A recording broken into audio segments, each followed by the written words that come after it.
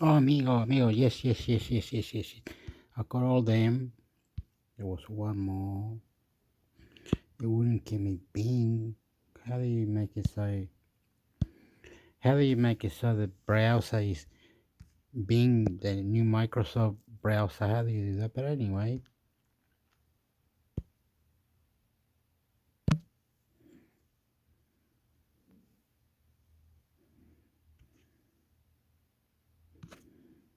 I don't know how the browser can be Bing or whatever it is.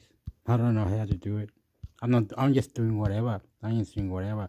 Subscribe to intermix hector. Subscribe to intermix hector. Subscribe to intermix hector. Subscribe. I pick one and I'm gonna go for it.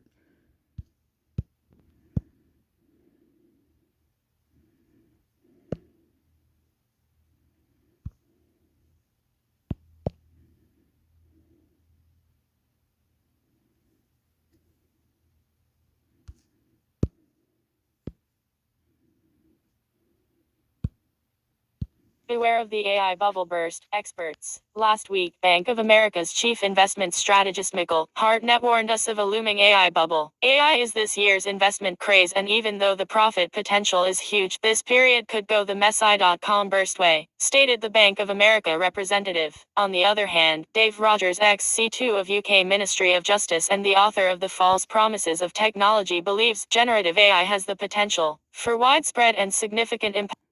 Okay, I saw the other day that was many numbers and things they were doing whatever, and they've run out of how to make the chip, right? The little chip so you can go in your phone or wherever the computer or how fast or whatever. It's because the technology stopped, the material wasn't there. They had to wait a new 3-4 months and they were whinging about it. Who's the best, Apple, this, that. They're all whinging who's got the best and they're always clashing with each other. It's this fucking technology and it's good. That's where they are and they fuck you up.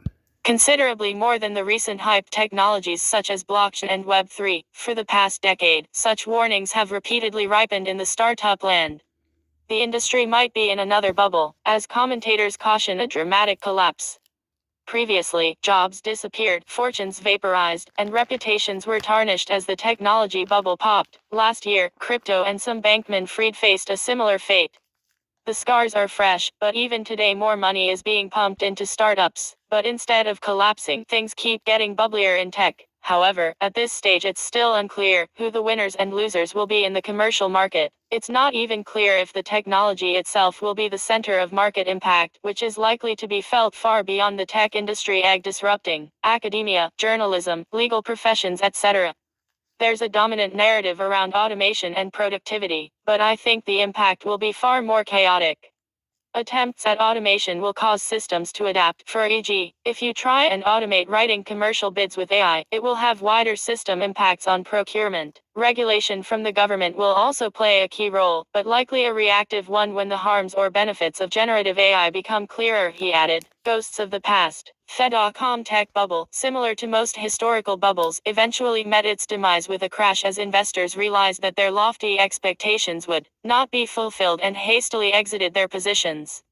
Once revenue at the telecoms reduced dramatically, it rippled through their respective end markets and, eventually, the entire economy slipped into a recession in 2001. Numerous factors were behind the downfall, but initial signs appeared within the prominent telecom hardware providers, the primary suppliers for the tech startups and dot-com companies.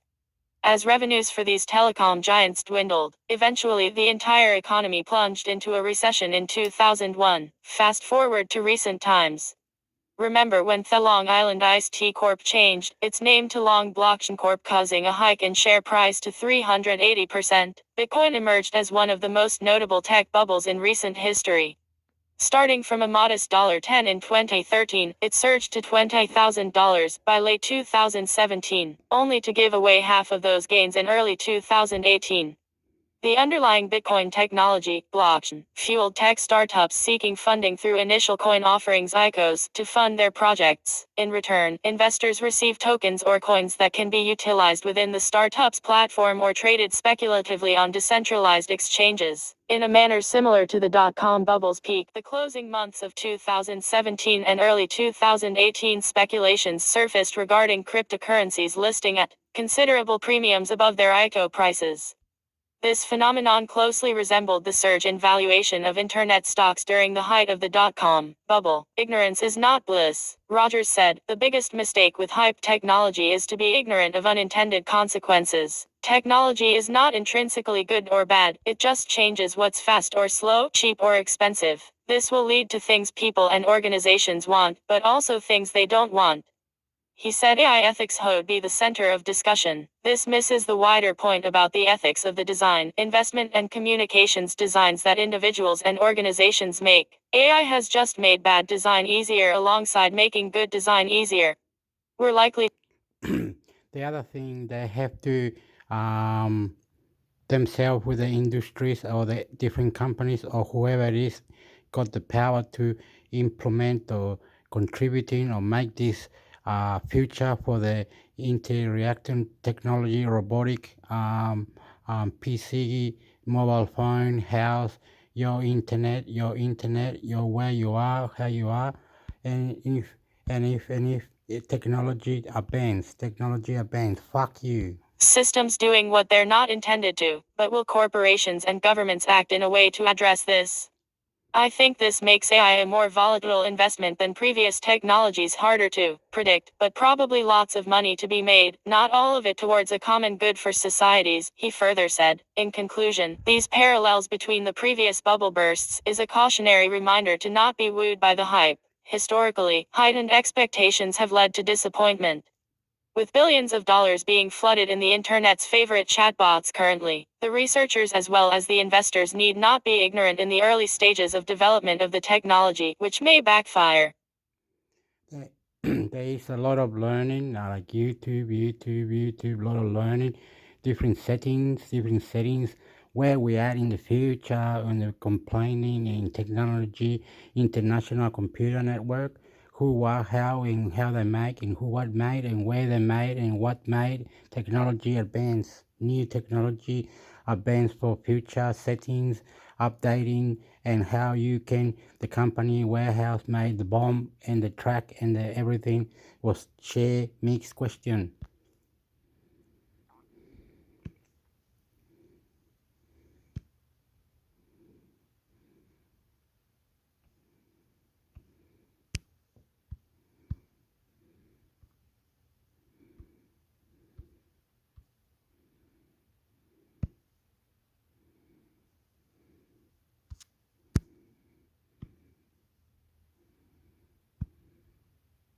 Accelerate your career growth with IIM Ahmedabad's executive program in advanced business analytics. Businesses are increasingly relying on data-driven decision-making, creating a strong demand for professionals with expertise in business analytics. A name research report revealed that in 2020, In business analytic or all this construction that you have in your mind in production, you are the intelligent one, you are the intelligent one, you are the intelligent one, you are the intelligent one, you are the intelligent one, you are the intelligent one, you are the intelligent one. job postings under key analytics/data science roles were highest for business analysts at 38,974, compared to data engineer 34,566 and data scientist 19,457. Business analytics is deployed by companies to gain valuable insights into customer behaviors. Business analytics is deployed by companies to gain value insight into customers' behavior, analyze trend, and complete market movement. Question that. Comprehend market movements, among other things. This strategic approach allows organizations to extract meaningful information from vast amounts of data, leading to informed decisions, better marketing strategies, and thereby new business opportunities. Recognizing the growing demand for business analysts, It's been doing this, it's been doing this, it's doing this, whatever it's doing. They're out in the planet, all the market, management and analytic business program, everywhere. Oh my God, question it. Oh my God, how is the dollar? How is the Japanese money? How is the economic in North Korea, Colombia, Chile, Australia, Vietnam? Management IM, Ahmedabad announced the much coveted executive program in Advanced Business Analytics EPABA, above program. IMA is accepting applications for the fifth batch for the EPABA program, which caters specifically to working executives, offering the convenience and flexibility of interactive on-site learning. It's doing international computer network on-site learning. Fuck you up, fuck you up. I love you too. I love you too. I love you too. Fuck you up. I love you too. Fuck you up. I love you too. It's doing that around the world. Different computers, different buildings, different countries, different places, all around the world, all around the world, all around the world. Schedules of professionals while providing an engaging and interactive learning experience. The 4-month program with twice-a-week sessions aims to equip candidates with essential skills to build data confidence and make informed decisions aligned with business objectives. By emphasizing data-driven approaches over intuition, participants will develop the expertise needed to leverage data effectively and drive meaningful. How good, beautiful? How good is beautiful? You are in your mind, intelligent you, intelligent you. You can disarm the computer, arm the building, do the building. You are a code. You are the future. You are intelligent. You are superhuman. You are now into coding, making things, business and money. You are crazy. You are another planet. You are insane. My God, my God, my God, my God. Question. Outcomes. It will help the candidates broaden their horizons when it comes to big data, data visualization, statistical prediction. I ain't love you, fuck you too. I ain't love you, fuck you too. Fuck you too. Technology, international computer network, how you go to live in another country, move to another country, get into technology advance.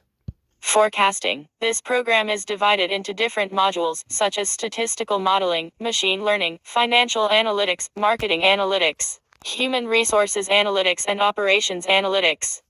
Through the program, the candidates will not only learn machine learning techniques used for forecasting, but also R, a programming language often used for statistical computing and design. The program is being overseen by Prof. Arnab K. Laha, named as one of the best business school professors by Business Today magazine in 2006 and as the most prominent analytics and data science academicians in India.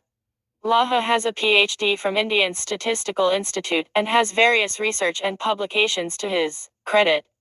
Other notable faculty members include Prof. Ankar Sinha, Prof. Kavitha Ranganathan, and Prof. Daman Badra, among others. The sessions, commencing on July 21 to 2023, will be delivered online through interactive sessions at VC Now centers spread across India. These sessions are scheduled conveniently on Fridays from 6 p.m. to 9 p.m., and Saturdays from 3 p.m. to 6 p.m. accommodating the busy schedules of working professionals. What's more, the students would get the opportunity to visit the prestigious IIMA campus for an immersive learning experience. This on-campus schedule spans over 9 days, spread across 3 visits, allowing participants to delve deeper into the subject matter and gain insights from first-hand experiences at the institute. The program fee is in Rs 475,000 excluding G Street, and the last date is June 15, 2023. Why apply for the program? The program's pedagogy will leverage the use of technology, incorporating a well-balanced combination of lectures, real-life case studies, quizzes, and assignments. This approach ensures a comprehensive learning experience that integrates theoretical knowledge with practical applications. This executive program aims to expand candidates' horizons by showcasing the diverse applications of analytics across multiple functional areas, including marketing, finance, and operations. By exploring these different domains, participants will gain a broader understanding of how analytics can drive value and impact various aspects of an organization. Upon completion of the program, candidates will have honed critical thinking and problem-solving skills essential in today's data-driven business landscape. They will have acquired the ability to effectively transform organizational data into a valuable resource for driving growth, By acquiring advanced business analytics skills through this program, participants will be equipped to enhance their job performance and contribute more effectively in their roles. Moreover, the program's comprehensive curriculum and practical insights will provide participants with a significant career advantage, empowering them to pursue growth opportunities and advance their professional trajectories. The program is being provided by one of the most esteemed educational institutions in India. IIM Ahmedabad is consistently ranked first in the National Institutional Ranking Framework NERV, adopted by the Ministry of Education, Government of India. The institute has also been ranked among the top 40 business schools globally by Financial Times and QS rankings. The ideal candidate. The executive program in advanced business analytics, tailor-made for working professionals, requires candidates to meet specific eligibility criteria. Ideally, applicants should possess a minimum of 2 years of work experience in a relevant field. They should be either employed or self-employed and hold a graduate degree in a relevant subject with a minimum of 50% marks. These requirements ensure that participants have the necessary foundational knowledge and practical experience to effectively engage with the program's advanced curriculum. Upon meeting the assessment and attendance criteria, successful participants will be awarded a certificate of completion (COC) by IIM Ahmedabad. This certificate will signify their commitment to advancing their skills and knowledge in the field of business analytics. The participants in the program will be evaluated through assignments, quizzes, and examinations for all the courses. So, what are you waiting for? Apply for the executive program in advanced business analytics and take the right step forward to advance your career.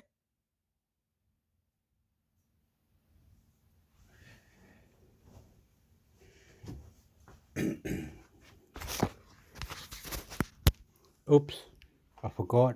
I forgot.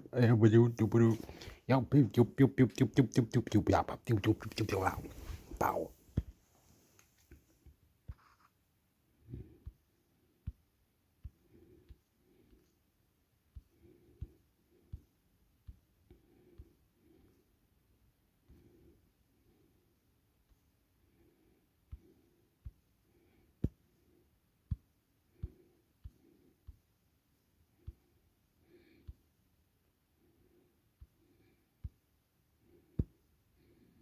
What's the name of this website? Jim Analytic Sin Diama.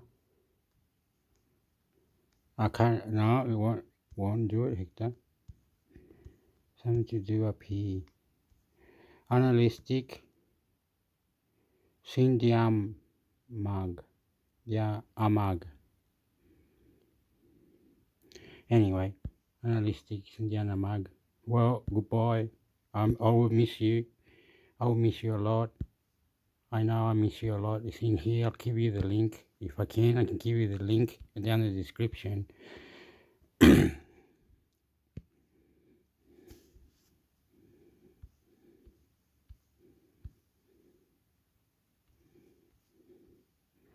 Corporation will never. What's this?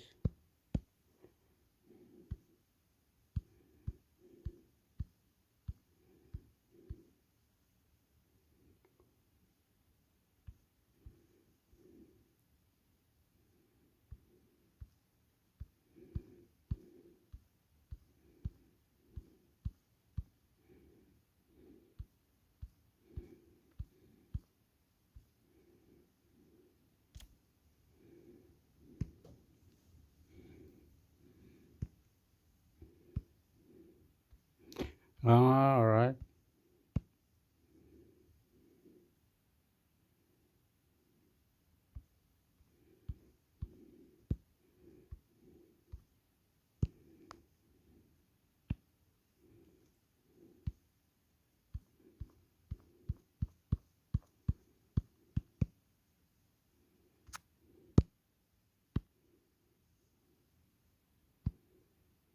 Bear sneaks up on Connecticut bakers and steals their cupcakes. A sugar-craving bear wandered into a bakery in Connecticut on Wednesday, scaring away the employees as it tucked into their cupcakes. The bear accessed Taste by Spellbound, the bakery based in Avon, Connecticut, via a garage at the back of the store, where one of the employees was loading cakes into a delivery vehicle. The bear then ventured further into the bakery's garage, devouring over 60 cupcakes. A post shared by bakery owner Miriam Stevens on Instagram shows the destruction left by the hungry bear. In the caption, All right.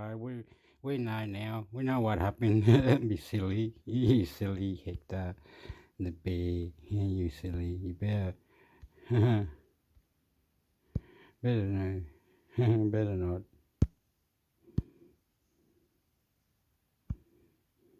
Huge ancient Roman sculptures dug up at sports club, finds of a lifetime. Two huge Roman head sculptures have been found at a sports club in what archaeologists have described as finds of a lifetime. Volunteers uncovered the carved sandstone artifacts thought to be around 1,800 years old during a dig this week at a cricket club in Carlisle, a city located in the far north of England, close to the border with Scotland. The discovery of the sculptures, which stand around 2 feet high, is the latest find at Carlisle Cricket Club. Previous excavations at the site have uncovered a huge Roman bathhouse, as well as a number of extraordinary items. This is exciting news and is a real coup, so early into the dig. It is a significant find and it is great to hear that they were unearthed by volunteers, Councillor Ann Quilter with Cumberland Council said in a statement. Carlisle has a rich Roman history, and this further strengthens the city's connection to that era. I can't wait to see what else is found. Carlisle once sat at the edge of the Roman Empire. Hadrian's Wall, the iconic 73-mile-long defensive Not very clever, but what do you call these people? Excavation people? Excavation or life? Or, it's called cultivation. They're exploring and they're finding other things or other things. What are these beautiful people doing? If they do all that, wouldn't that mean bringing back the history, getting people who may be in trouble or something, or the war zone, or the international high, or international court, or international whatever? Anyway, beautiful. border runs past the city. The bathhouse uncovered at Carlisle Cricket Club is the largest known building along the wall. The latest archaeological dig at the Cricket Club, part of the UK government-funded 2023 Uncovering Roman Carlisle project, involved hundreds of volunteers, some with no prior experience of archaeology. The head sculptures were found by the side of an ancient cobbled Roman road on the second day of the dig, within the grounds of the Cricket Club on some redundant grassland. Sarah Irving with Cumberland Council told Newsweek, "It's been an incredible 2 days into the project. It's the first sculpture found from the site and could be the find of a lifetime," lead archaeologist Frank Poe said in a statement. This truly shows the significance of the bathhouse and raises the site to a whole new level of importance with such monumental sculpture and adds to overall grandeur of the building. The heads, which are exceptionally well preserved, have probably been hidden since the 5th century when the Roman road fell out of use. Eventually, they became covered by earth. Part of the building was probably robbed for building materials, and these two heads were just left at the side of the road, Poe told local daily newspaper The News and Star. An educated guess would be that they were part This is so beautiful. Something that a story can do what it can and got to do. Beautiful. I love you. site. It is likely that the carved heads once formed part of full-figure sculptures that stood around 12 to 15 feet in height, Theb reported. Figures are not unusual finds at Roman bathhouses, according to Poe, but he told the BBC that sculptures of this size are really special. He added that the finds were unique and priceless artifacts. In 30 years of being an archaeologist, I've never found a thing like this before, Poe told the BBC. Archaeologist, that's the word. Archaeology. I love listening to things. I could be here 50 hours and listen to, well, I love you. Can probably count on one hand examples of this kind in Britain. The heads may be depictions of Roman gods. Poe said the female head may represent Fortuna, the Roman goddess of chance, for example. But archaeologist Joe Beattie told Thestarth that the heads might be depictions of Emperor Lucius Septimius Severus, who ruled the empire from 193 to 211, and his queen Julia Domna. More than 1,000 artifacts including pottery, weapons and coins have been found during excavations conducted at the site after the initial discovery of the bathhouse in 2017. Among these artifacts are a set of more than 30 carved gemstones and tiles indicating that Septimius Severus had connections to the site. Several pieces found at the site will be displayed as part of an exhibition at the British Museum in London in 2024.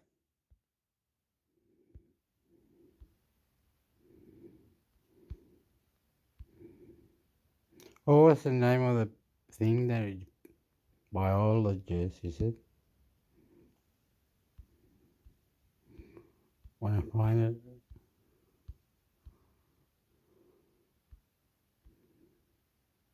Archaeologist, that's the word.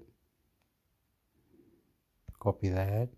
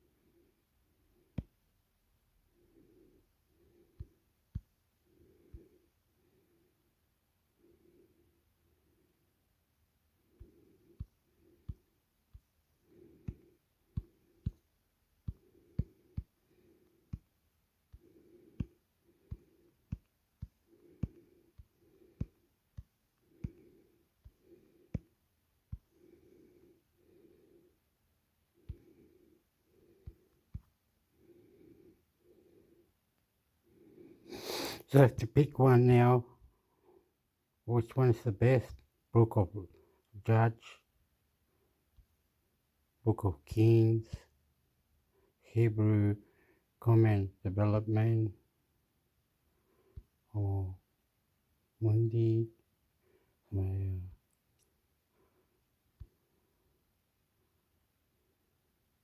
going for this one.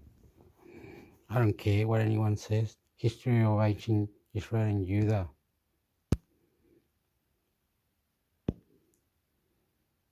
Oh, perdón, no, pasará. I see all the opening first. You went down the bottom first. Here, here, here, here, here, here, here, here, here, here, here, here, here, and then this one.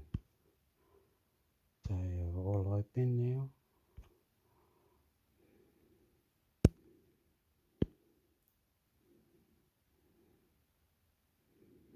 Oh, I had to do the. Okay, I'll do 40 minutes of this. Something I'll do it a long time, but not if too long. I'm dropping it off. Get fucked. History of Ancient Israel and Judah Wikipedia. The history of ancient Israel and Judah begins in the southern Levant region of Western Asia during the Late Bronze Age and Early Iron Age. Israel as a people or tribal confederation, see Israelites, appears for the first time in Themerneptah stele, an inscription from ancient Egypt that dates to about 1208 BC, with the people group possibly being older. It's like the history. I remember maybe it wasn't called Israel, or maybe it was Israel, or the name, or whatever. Jesus Christ was dead on the tomb and rose from the dead and died for us sins and helping his Father. So if anyone attacks his Father, he'll protect his Father, God, Jesus Christ, and all this history. You are writing a history. I love you, intermix Hector, YouTube channel, intermix Hector, YouTube channel. I love you. According to modern archaeology, ancient Israelite culture developed as an outgrowth from the Semitic Canaanites. Two related Israelite polities known as the Kingdom of Israel Samaria and the Kingdom of Judah had emerged in the region by Iron Age II. According to the Hebrew Bible, a united mind blowing. Love you, intermix Hector, YouTube channel. Consisting of Israel and Judah, existed as early as the 11th century BC, under the reigns of Saul, David, and Solomon. The country later would have split into two separate kingdoms, Israel, containing the cities of Shechem and Samaria in the north, and Judah containing Jerusalem and the Temple in the south. The historicity of the united monarchy is debated, as there are no archaeological remains of it that are accepted as consensus, but historians and archaeologists agree that Israel and Judah existed as separate kingdoms by 900 BC 169 195 2 and 850 BC 3 respectively. 4. Archaeological remains during that time does however include Shoshenkai of the 22nd dynasty of Egypt invading the Levant around 930 to 925 BC, conquering many cities and settlements. Unlike the United Monarchy, archaeological evidence of the conquest have been found in various sites in the Levant. However, the 22nd dynasty did not directly annex the Levant following the conquest and brought the Levant back into Egyptian domination for unknown reasons. It was theorized by Orl Finkelstein that Shoshenkai invaded the Levant in order to prevent the formation of a unified state under the Israelites, thus forming the basis of the biblical story of Rehoboam's revolt. 5. The kingdom of Israel was destroyed around 720 BC when it was conquered by the Neo-Assyrian Empire. 6. While the kingdom of Judah remained intact during this time, it became a client state of first the Neo-Assyrian Empire, and then the Neo-Babylonian Empire. However, Jewish revolts against the Babylonians led to the destruction of Judah in 586 BC, under the rule of Babylonian king Nebuchadnezzar II. According to the biblical account, the armies of Nebuchadnezzar besieged Jerusalem between 589–586 BC, which led to the destruction of Solomon's temple in the exile of the Jews to Babylon. This event was also recorded in the Babylonian Chronicles 7-8. The exilic period, which saw the development of the Israelite religion Yahwism towards the distinct monotheism of Judaism, ended with the fall of Babylon to the Achaemenid Persian Empire around 538 BC.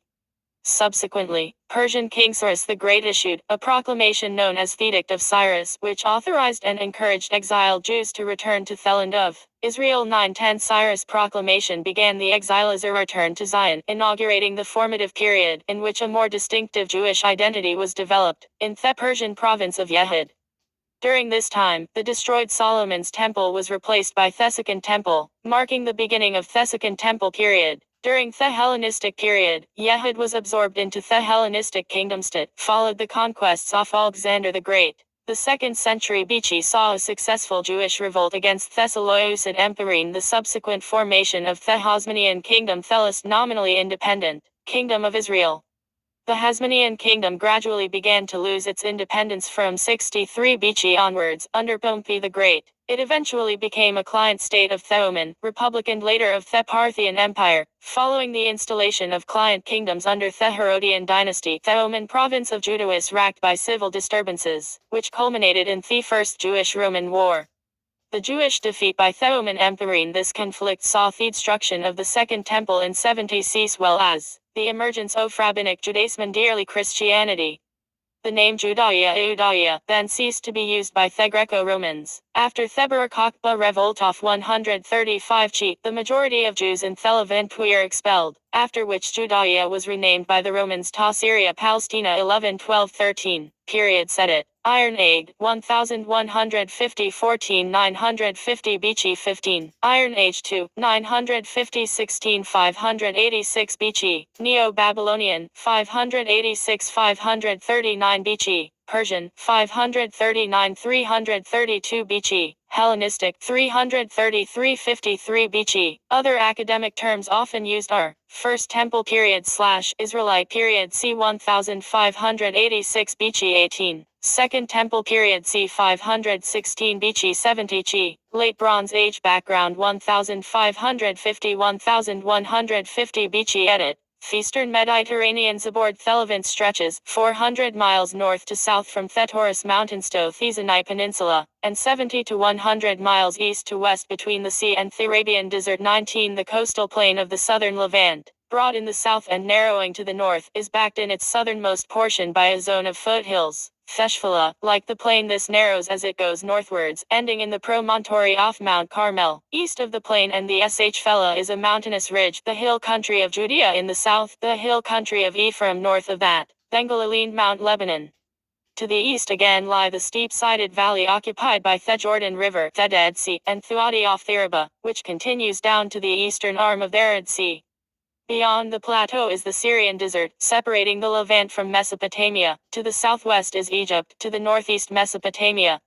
The location and geographical characteristics of the narrow Levant made the area a battleground among the powerful entities that surrounded it. 20. Canaan in the Late Bronze Age was a shadow of what it had been centuries earlier. Many cities were abandoned, others shrank in size, and the total settled population was probably not much more than 100,000. 21 Settlement was concentrated in cities along the coastal plain and along major communication routes. The central and northern hill country, which would later become the biblical kingdom of Israel, was only sparsely inhabited. 22 Although letters from the Egyptian archives indicate that Jerusalem was already a Canaanite city-state, recognizing Egyptian overlordship. 23 Politically and culturally, it was dominated by Egypt. 24 Each city under its own ruler, constantly at odds with its neighbors. and appealing to the Egyptians to adjudicate their differences. 22. Themernepta stele. While alternative translations exist, the majority of biblical archaeologists translate a set of hieroglyphs as Israel, representing the first instance of the Nemesis hurl. In the historical record, the Canaanite city-state system broke down during the Late Bronze Age collapse. 25. And Canaanite culture was then gradually absorbed into those of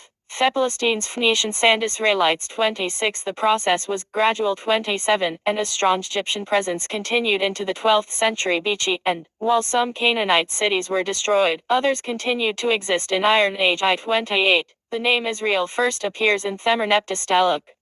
1208 BC. Israel is laid waste and his seed is no more.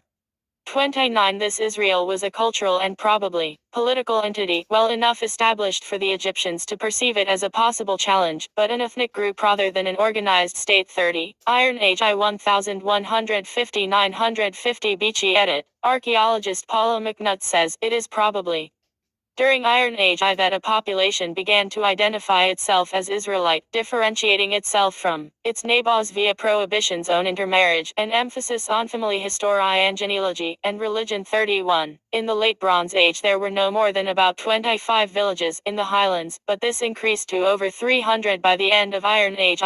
While the settled population doubled from 20,000 to 40,000. 32. The villages were more numerous and larger in the north, and probably shared the highlands with pastoral nomads, who left no remains. 33. Archaeologists and historians attempting to trace the origins of these villagers have found it impossible to identify any distinctive features that could define them as specifically Israelite. Collared rim jars and four-room houses have been identified outside the highlands and thus cannot be used to distinguish Israelite sites. 34. And while the pottery of the highland villages is far more limited than that of lowland Canaanite sites, it develops typologically out of Canaanite pottery that came before. 35. Israel Finkelstein proposed that the oval or circular layout that distinguishes some of the earliest highland sites, and the notable absence of pig bones from hill sites, could be taken as markers of ethnicity, but others have cautioned that these can be a common-sense adaptation to highland life, and not necessarily revelatory of origins. 36. Other Aramean sites also demonstrate a contemporary absence of pig remains at that time, unlike earlier Canaanite and later Philistine excavations. In Bible and Earth 2001, Finkelstein and Silberman summarized recent studies.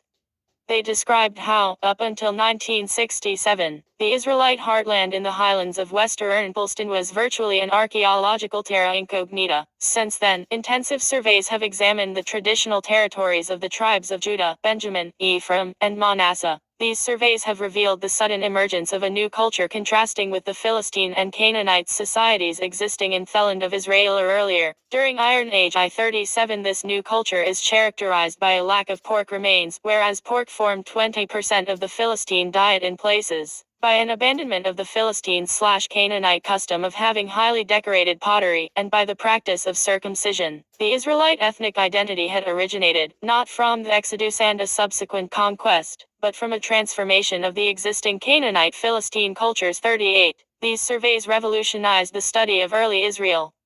The discovery of the remains of a dense network of highland villages, all apparently established within the span of few generations, indicated that a dramatic social transformation had taken place in the central hill country of Canaan around 1200 BC. There was no sign of violent invasion or even the infiltration of a clearly defined ethnic group. Instead, it seemed to be a revolution in lifestyle. In the formerly sparsely populated highlands, from the Judean hills in the south to the hills of Samaria in the north, far from the Canaanite cities that were in the process of collapse and disintegration, about 250 hilltop communities suddenly sprang up. Here were the first Israelites. 39. Modern scholars therefore see Israel arising peacefully and internally from existing people in the highlands of Canaan. 40. Extensive archaeological excavations have provided a picture of Israelite society during the early Iron Age period. The archaeological evidence indicates a society of village-like centers, but with more limited resources and a small population. During this period, Israelites lived primarily in small villages, the largest of which had populations of up to 300 or 441. 42. Their villages were built on hilltops. Their houses were built in clusters around a common courtyard. They built 3- or 4-room houses out of mud brick with a stone foundation and, sometimes with a second story made of wood. The inhabitants lived by farming and herding. They built terraces to farm on hillsides, planting various crops and maintaining orchards. The villages were largely economically self-sufficient and economic interchange was prevalent. According to the Bible, prior to the rise of the Israelite monarchy, the early Israelites were led by theobiblical judges, or chieftains who served as military leaders in times of crisis. Scholars are divided over the historicity of this account. However, it is likely that regional chiefdoms and polities provided security. The small villages were unwalled but were likely subjects of the major town in the area.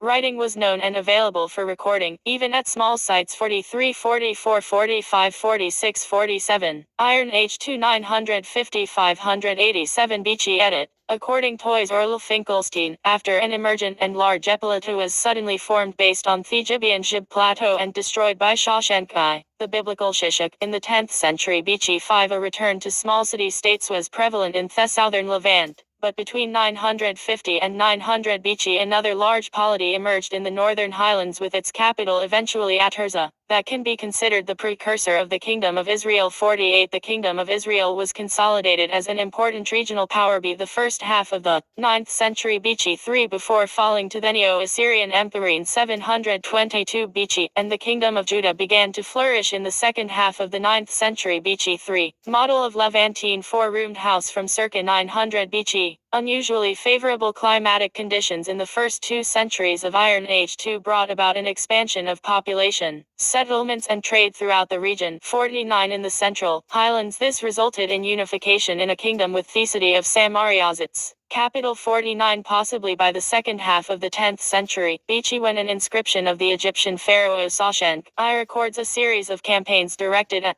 the area. 50 Israel had clearly emerged in the first half of the 9th century BC 5. This is attested when the Assyrian king Shalmaneser names Ahab, Israelite, among his enemies at the Battle of Karkar 853 BC.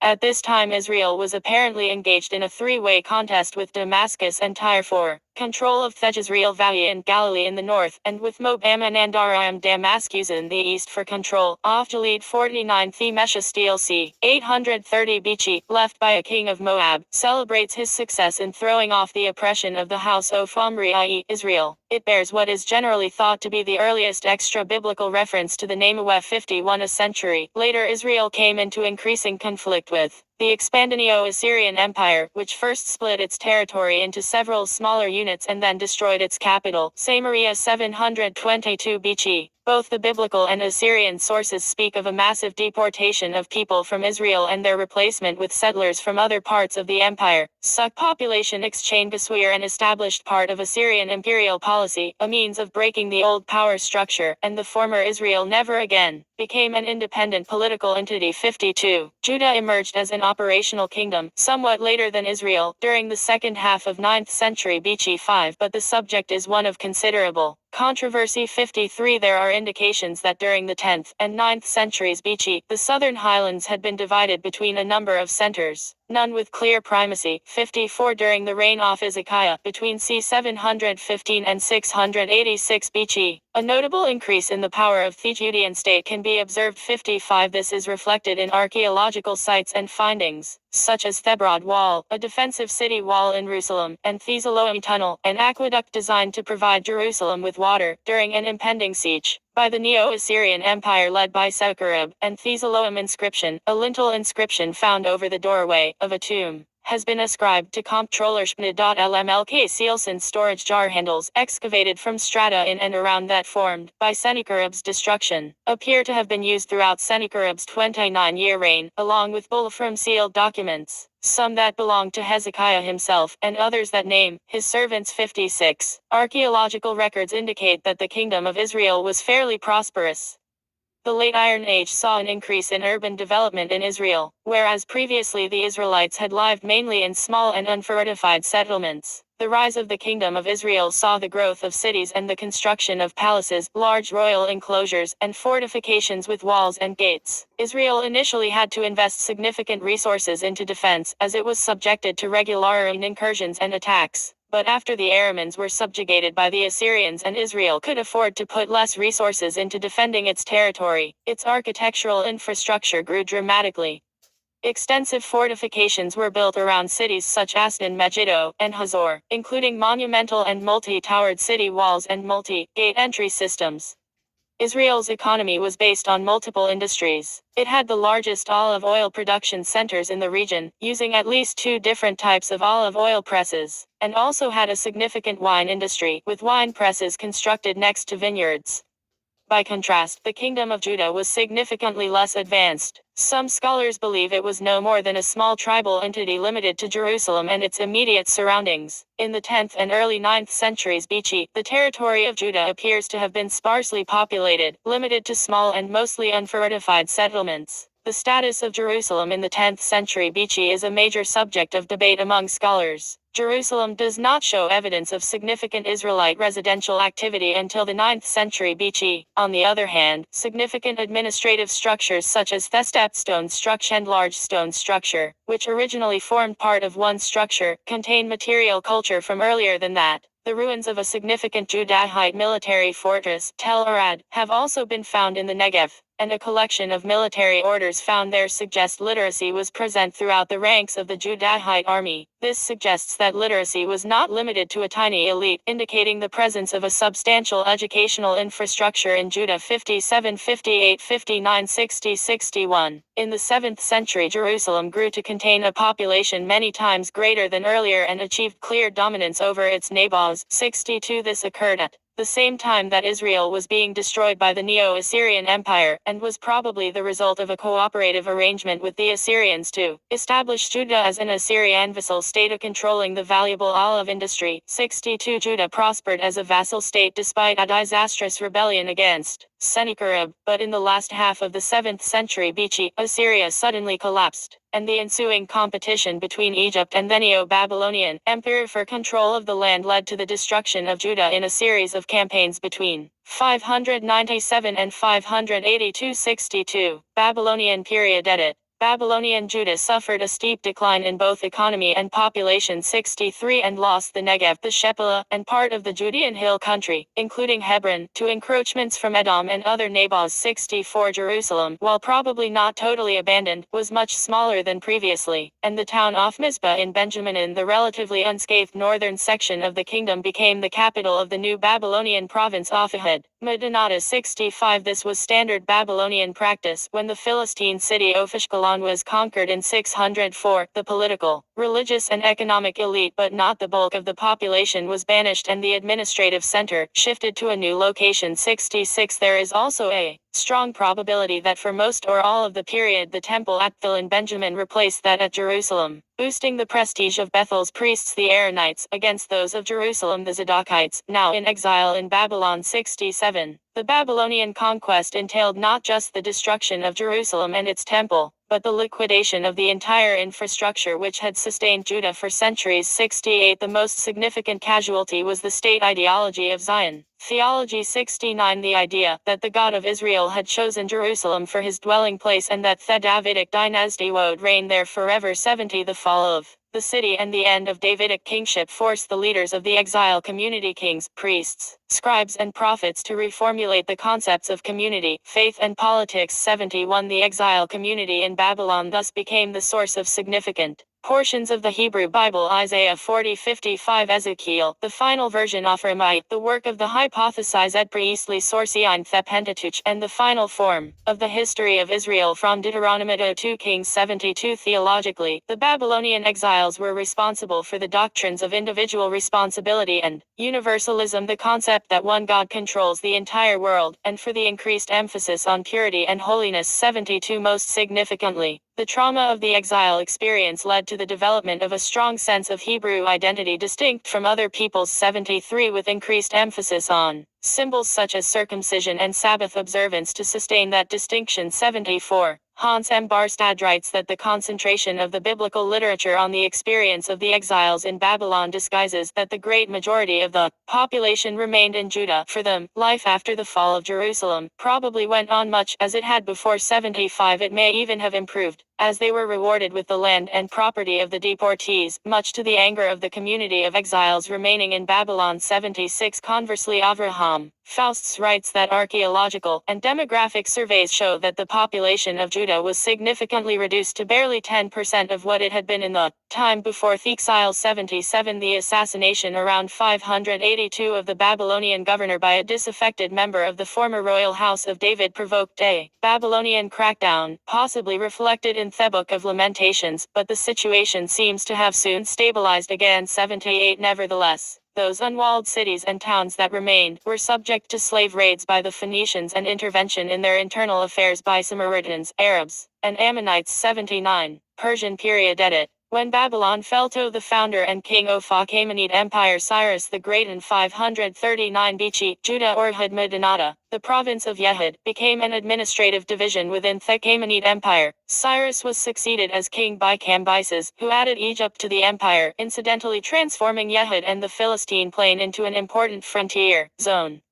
His death in 522 was followed by a period of turmoil until Darius the Great's the throne in about 521. Darius introduced a reform of the administrative arrangements of the empire, including the collection, codification and administration of local law codes, and it is reasonable to suppose that this policy lay behind the redaction of the Jewish Torah. 80. After 404 the Persians lost control of Egypt, which became Persia's main rival outside Europe, causing the Persian authorities to tighten their administrative control over Yehud and the rest of the Levant. 81. Egypt was eventually reconquered, but soon afterward Persia fell to Alexander the Great, ushering in the Hellenistic period in the Levant. Silver coin Jera, minted in the Persian province of Yehud, dated 375-332 BC. Obv. Bearded head wearing crown, possibly representing the Persian great king. Rev. Falcon facing, head right, with wings spread. Paleo-Hebrid, to right. Yehud's population over the entire period was probably never more than about 30,000 and that of Jerusalem no more than about 1,500. Most of them connected in some way to the temple. 82. According to the biblical history, one of the first acts of Cyrus, the Persian conqueror of Babylon, was to commission Jewish exiles to return to Jerusalem and rebuild their temple, a task which they are said to have completed c. 515. 83. Yet it was probably not until the middle of the next century, at the earliest, that Jerusalem again became the capital of Judah. 84. The Persians may have experimented initially with ruling Yehud as a Davidic client kingdom under descendants of Jehoiachin. 85. But by the mid-5th century BC, Yehud had become, in practice, a theocracy, ruled by hereditary high priests. 86. With a Persian-appointed governor, frequently Jewish, charged with keeping order, and seeing that taxes, tribute, were collected and paid. 87. According to the biblical history, Ezra and Nehemiah arrived in Jerusalem in the middle of the 5th century BC, the former empowered by the Persian king to enforce the Torah, the latter holding the status of governor with a royal commission to restore Jerusalem's walls. 88. The biblical history mentions tension between the returnees and those who had remained in Yehud, the returnees rebuffing the attempt of the peoples of the land to participate in the rebuilding of the temple. This attitude was based partly on the exclusivism that the exiles had developed while in Babylon and, probably, also partly on disputes over property. 89. During the 5th century BC, Ezra and Nehemiah attempted to reintegrate these rival factions into a united and ritually pure society, inspired by the prophecies of Ezekiel and his followers. 90. The Persian era, and especially the period between 538 and 400 BC, laid the foundations for the unified Judaic religion and the beginning of a scriptural canon. 91. Other important landmarks in this period include the replacement of Hebrew as the everyday language of Judah by Aramaic, although Hebrew continued to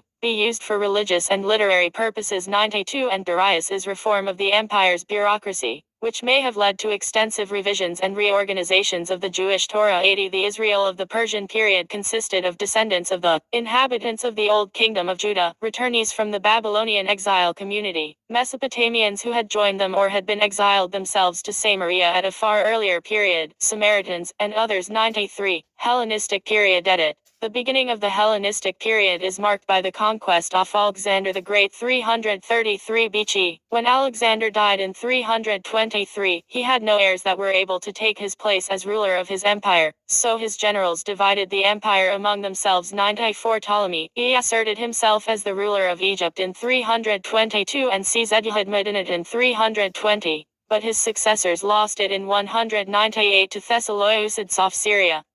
At first, relations between Seleucids and Jews were cordial, but the attempt of Antiochus of Epiphanes 174-163 to impose Hellenic cults on Judea sparked the Maccabean revolt that ended in the expulsion of the Seleucids and the establishment of an independent Jewish kingdom under the Hasmonean dynasty.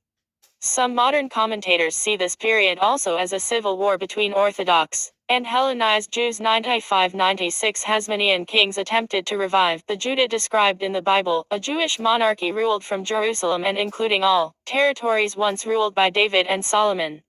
In order to carry out this project, the Hasmoneans forcibly converted one-time Moabites, Edomites, and Ammonites to Judaism, as well as the lost kingdom of Israel. 97 Some scholars argue that the Hasmonean dynasty institutionalized the Phoenician biblical canon. 98 Ptolemaic rule. Ptolemy I took control of Egypt in 322 BC after the death of Alexander the Great. He also took control of Yehud-Medinata in 320, because he was very aware that it was a great place from which to attack Egypt and was also a great defensive position. However, there were others who also had their eyes on that area. Another former general, Antigonus I of Thamus, had driven out the satrap of Babylon, Seleucus, in 317 and continued on towards the Levant. Seleucus found refuge with Ptolemy and they both rallied troops against Antigonus son Demetrius, since Antigonus had retreated back to Asia Minor. Demetrius was defeated at the Battle of Gaza and Ptolemy regained control of Yehud-Medinata. However, not soon after this Antigonus came back and forced Ptolemy to retreat back to Egypt. This went on until the Battle of Ipsus in 301 where Seleucus' armies defeated Antigonus. Seleucus was given the areas of Syria and Palestine, but Ptolemy would not give up those lands, causing Thessalian wars between the Ptolemies and Seleucids. Not much is known about the happenings of those in Yehud-Medinata from the time of Alexander's death until the Battle of Ipsus due to the frequent battles. 99 At first, the Jews were content with Ptolemy's rule over them. His reign brought them peace and economic stability. He also allowed them to keep their religious practices, so long as they paid their taxes and didn't rebel. 100 After Ptolemy I came Ptolemy II Philadelphus, who was able to keep the territory of Yehud-Medinata and brought the dynasty to the peak of its power. He was victorious in both the First and Second Syrian Wars, but after trying to end the conflict with the Seleucids by arranging a marriage between his daughter Berenice and the Seleucid king Antiochus II, he died. The arranged marriage did not work and Berenice, Antiochus, and their child were killed from an order of Antiochus' former wife. This was one of the reasons for the Third Syrian War. Before all of this, Ptolemy II fought and defeated the Nabateans. In order to enforce his hold on them, he reinforced many cities in Palestine and built new ones. As a result of this, more Greeks and Macedonians moved to those new cities and brought over their customs and culture, or Hellenism. The Ptolemaic rule also gave rise to tax farmers. These were the bigger farmers who collected the high taxes of the smaller farmers. These farmers made a lot of money off of this, but it also put a rift between the aristocracy and everyone else. During the end of the Third Syrian War, the high priestonias would not pay the tax to Ptolemy III ergits. It is thought that this shows a turning point in the Jews' support of the Ptolemies. 101 The Fourth and Fifth Syrian Wars marked the end of the Ptolemaic control of Palestine.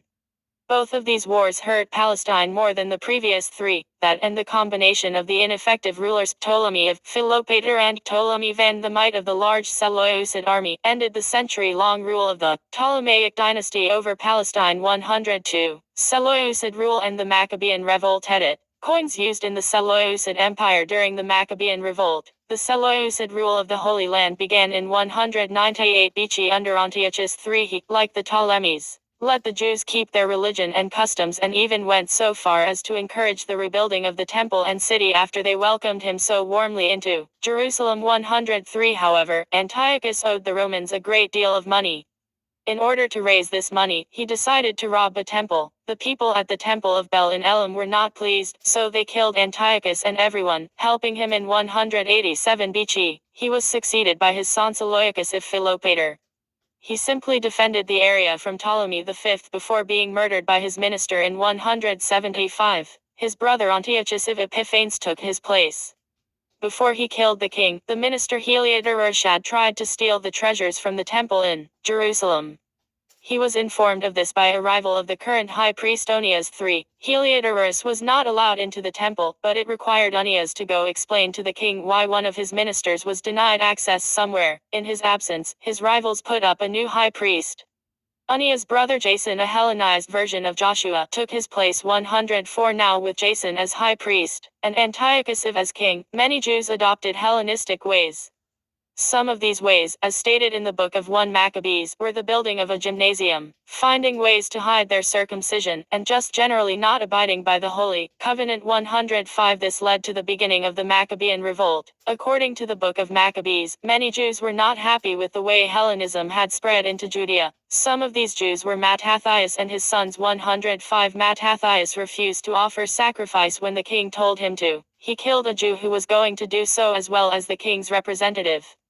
Because of this, Mattathias and his sons had to flee. This marks the true beginning of the Maccabean revolt. Judas Maccabeus became the leader of the rebels. He proved to be a successful general, defeating an army led by Apollonius.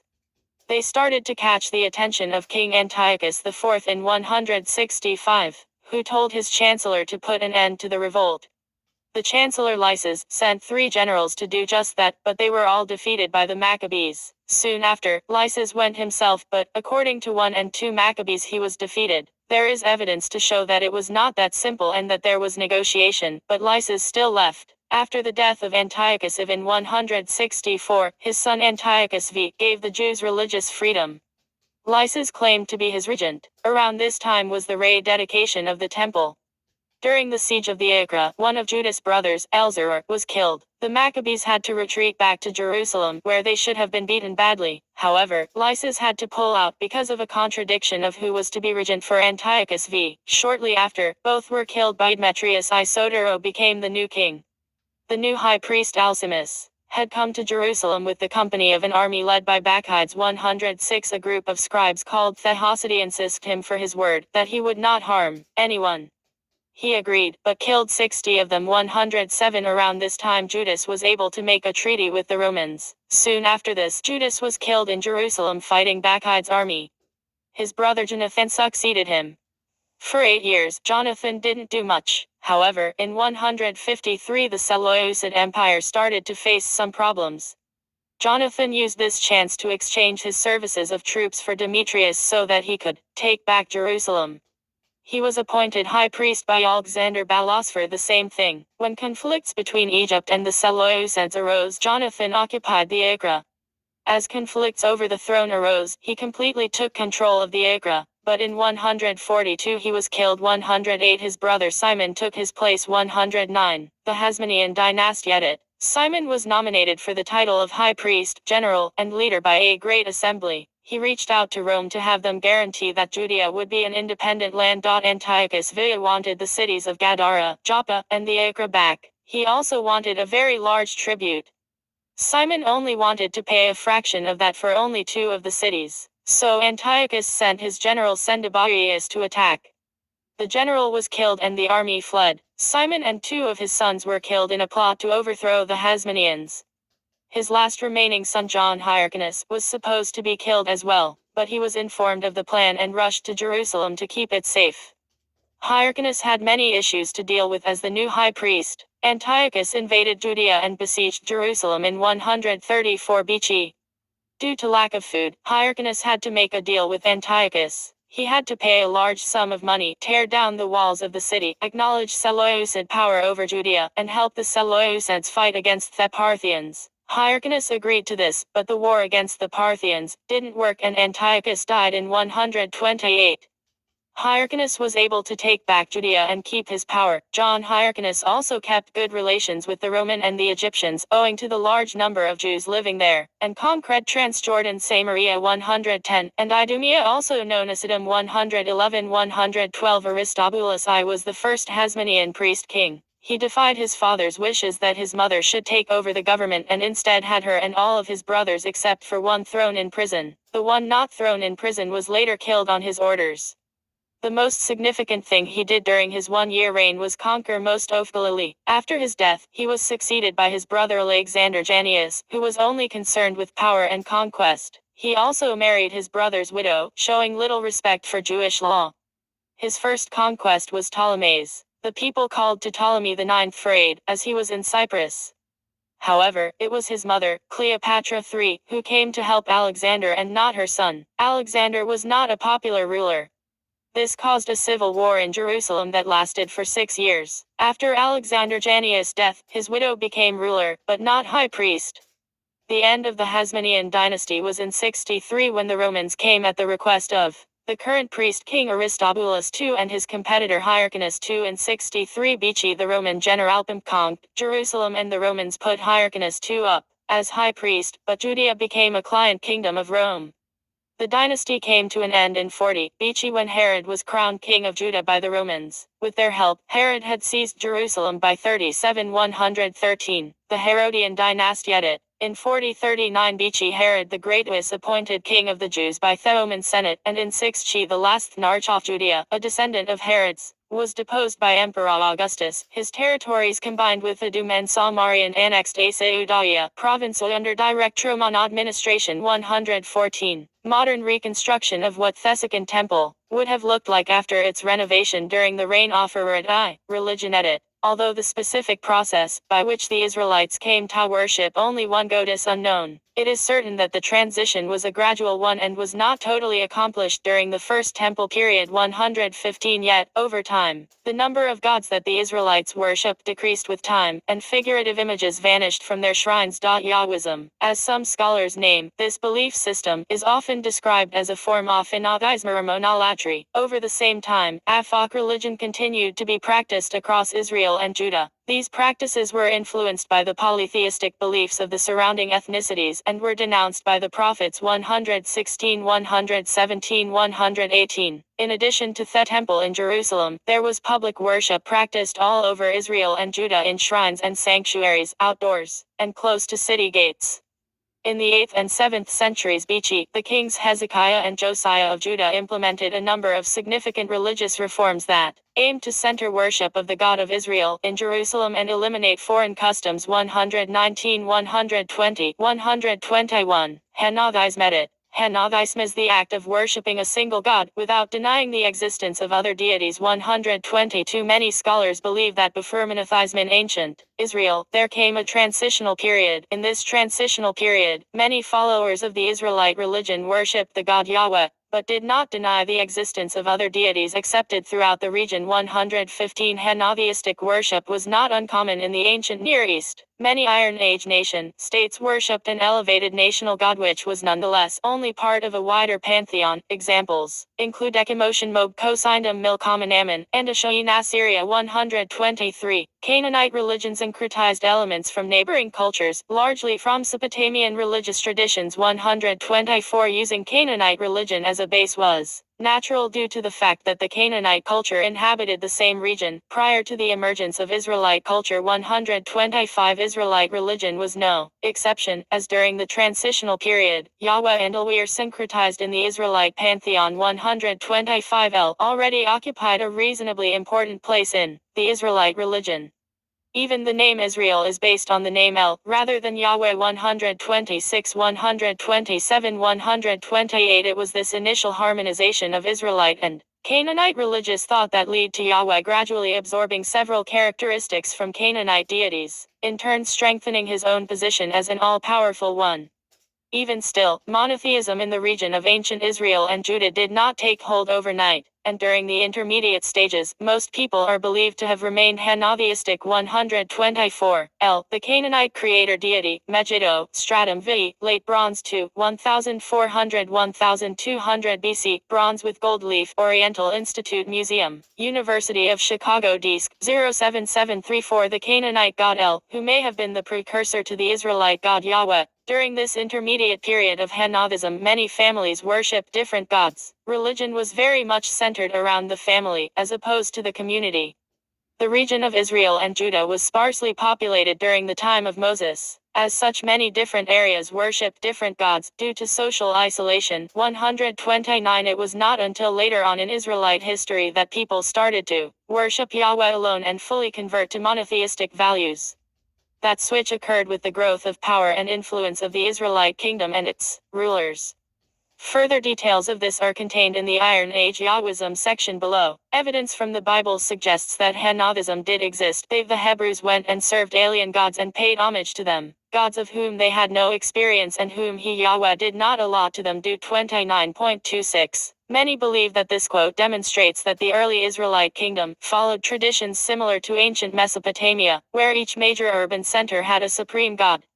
Each culture embraced their patron god, but did not deny the existence of other cultures' patron gods. In Assyria, the patron god was Ashur, and in ancient Israel, it was Yahweh. However, both Israelite and Assyrian cultures recognized each other's deities during this period. 129. Some scholars have used the Bible as evidence to argue that most of the people alive during the events recounted in the Hebrew Bible, including Moses, were most likely henotheists. There are many quotes from the Hebrew Bible that are used to support this view. One such quote from Jewish tradition is the first commandment, which in its entirety reads, I am the Lord your God, who brought you out of the land of Egypt, out of the house of bondage. You shall have no other gods before me.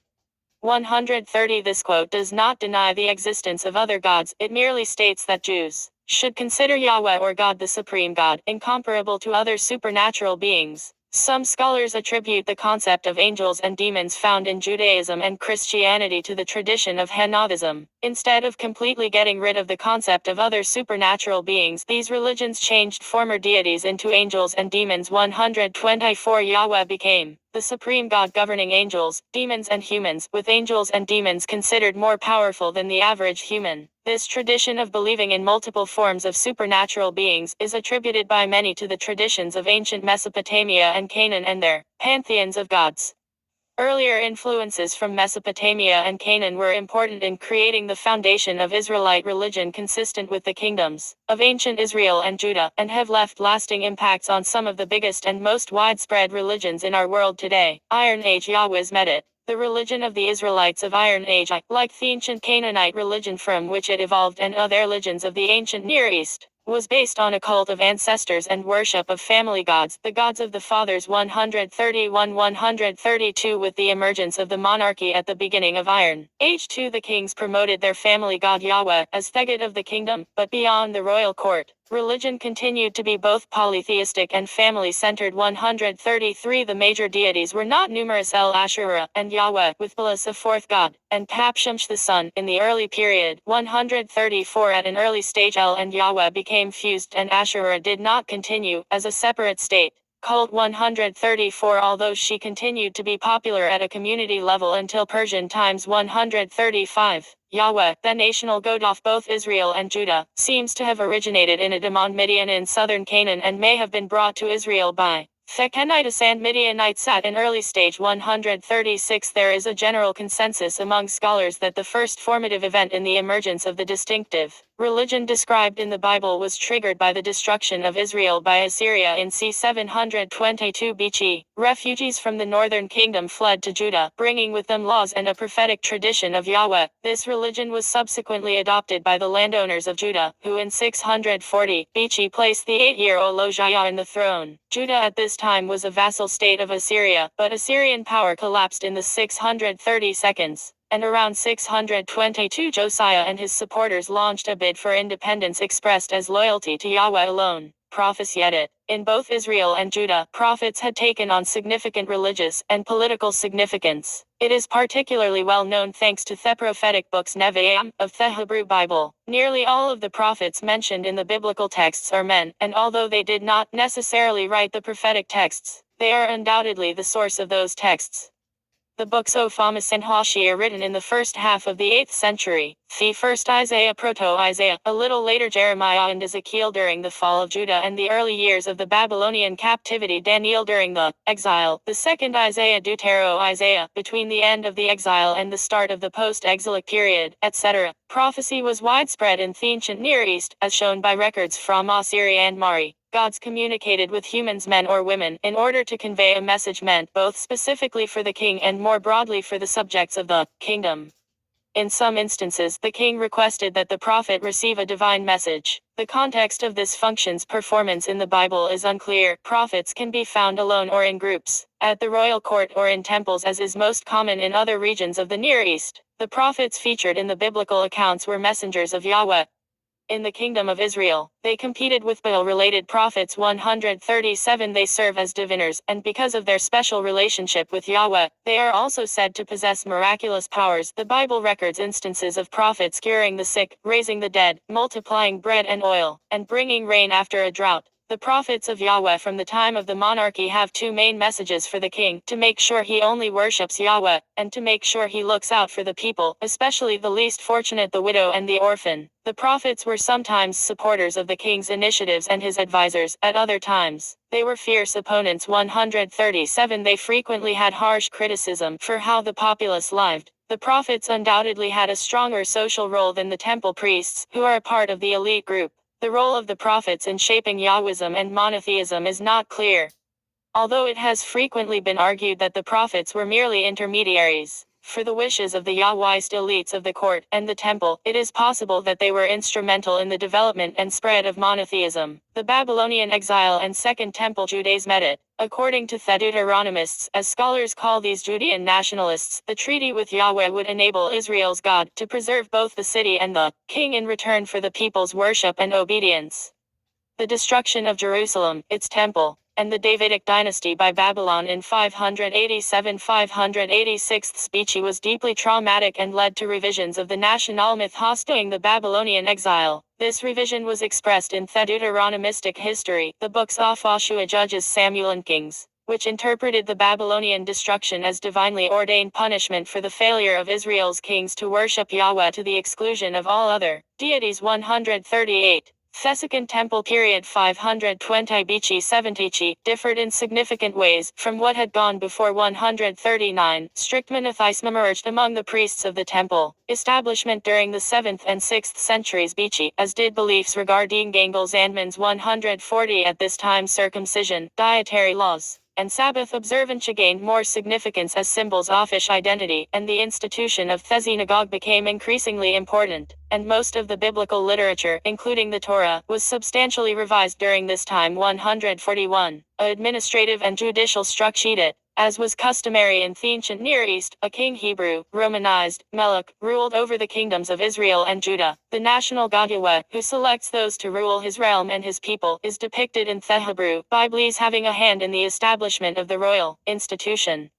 In this sense, the true king is God, and the king serves as his earthly envoy and is tasked with ruling his realm. In some psalms that appear to be related to the coronation of kings, they are referred to as sons of Yahweh. The kings actually had to succeed one another according to a dynastic principle, even though this succession was occasionally decided through coups d'état. The coronation seemed to take place in a sacred place, and was marked by the anointing of the king, who then becomes the anointed one. Messiah. The origin of the word Messiah of Yahweh. The end of the ritual seems marked by an acclamation by the people, or at least their representatives, the elders, followed by a banquet. 142. The Bible's descriptions of the lists of dignitaries from the reigns of David and Solomon show that the king is supported by a group of high dignitaries. Those include the chief of the army, Hebrew, Romanized, Sar HaSaba, the great scribe, Hebrew, Romanized, Sar HaSaba, who was in charge of the management of the royal chancellery, the herald, Hebrew, Romanized, Mazkir, as well as the high priest, Hebrew, Romanized, Kohen Haggadol, and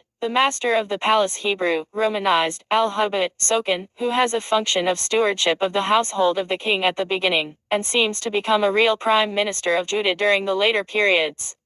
The attributions of most of these dignitaries remain debated, as illustrated in particular by the much-discussed case of the king's friend mentioned under Solomon 142–143. Language and literature. A writing system unique to the Israelites emerged from the Phoenician alphabet around the 10th century. This system is today known as the Paleo-Hebrew alphabet. Consonantal in nature, the Abjad contains 22 letters.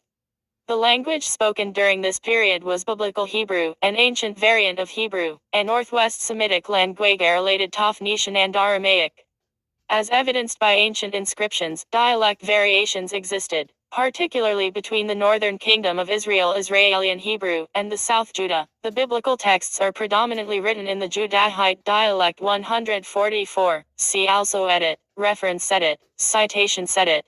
Finkelstein, Israel, Silberman, Neil Asher 2001. The Bible Unearthed, Archaeology's New Vision of Ancient Israel and the Origin of Its Stories. 1 Street, Touchstone ed. New York, Simon & Schuster. ISBN 978-0-684-86912-4. Wright, Jacob L. July 2014. David, King of Judah, not Israel. The Bible and Interpretation. Archived from the original on 1st March 2021. Retrieved 15 May 2021. Jump up to Ab Finkelstein, Israel, 2020. Saul and Highlands of Benjamin. Update the role of Jerusalem in Joachim J. Cross, Omer Sergi, and Kristen Weingart eds. Saul, Benjamin, and the Emergence of Monarchy in Israel, Biblical and Archaeological Perspectives, Espel Press, Atlanta, GA, p. 48, footnote 57. They became territorial kingdoms later, Israel in the first half of the 9th century BC and Judah in its second half. The picture is broken. Memorial Essays for Gosta W. Ahlstrom, Stephen W. Holloway, Lowell K. Handy, Continuum, 1st May 1995. Quote, for Israel, the description of the Battle of Karkar in the Kirk monolith of Shalmaneser III mid-9th century, and for Judah, a Tiglath-Pileser III text mentioning Ahaz of Judah 67 equals K 3751, dated 734-733, are the earliest published to date. Jump up to Ab Finkelstein, Israel 2020. Saul and Highlands of Benjamin. Update the role of Jerusalem in Joachim J. Cross, Omer Sergi, Kristen Weingart eds.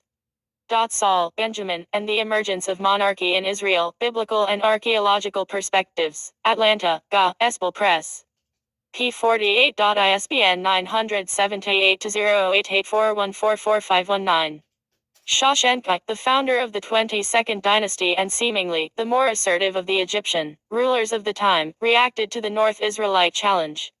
He campaigned into the highlands and took over the Salide power bases in the Gibeon Plateau and the area of the Jabbok River in the western Gilead. The fortified sites of Kirbet Kayafa, Kirbet Dawara, Etel, and Gibeon were destroyed or abandoned. Shoshenq reorganized the territory of the highlands back to the traditional situation of two city-states under his domination. p. 48. Brashi, Mugan 2001. Bread, Wine, Walls and Scrolls. Bloomsbury Publishing. p. 174. ISBN 978-1-84127-201-6. British Museum cuneiform tablet with part of the Babylonian Chronicle 605-594 BC. Archived from the original on 30th October 2014. Retrieved 30 October 2014. ABC 5 Jerusalem Chronicle livius.www.livius.org. Archived from the original on 5th May 2019. Retrieved 8 February 2022. Second Temple period 538 BC to 70 CE, Persian rule. Bu.ac.il. Retrieved 15 March 2014. Harper's Bible Dictionary, ed. by Actemire, etc., Harper and Row, San Francisco, 1985 p. 103.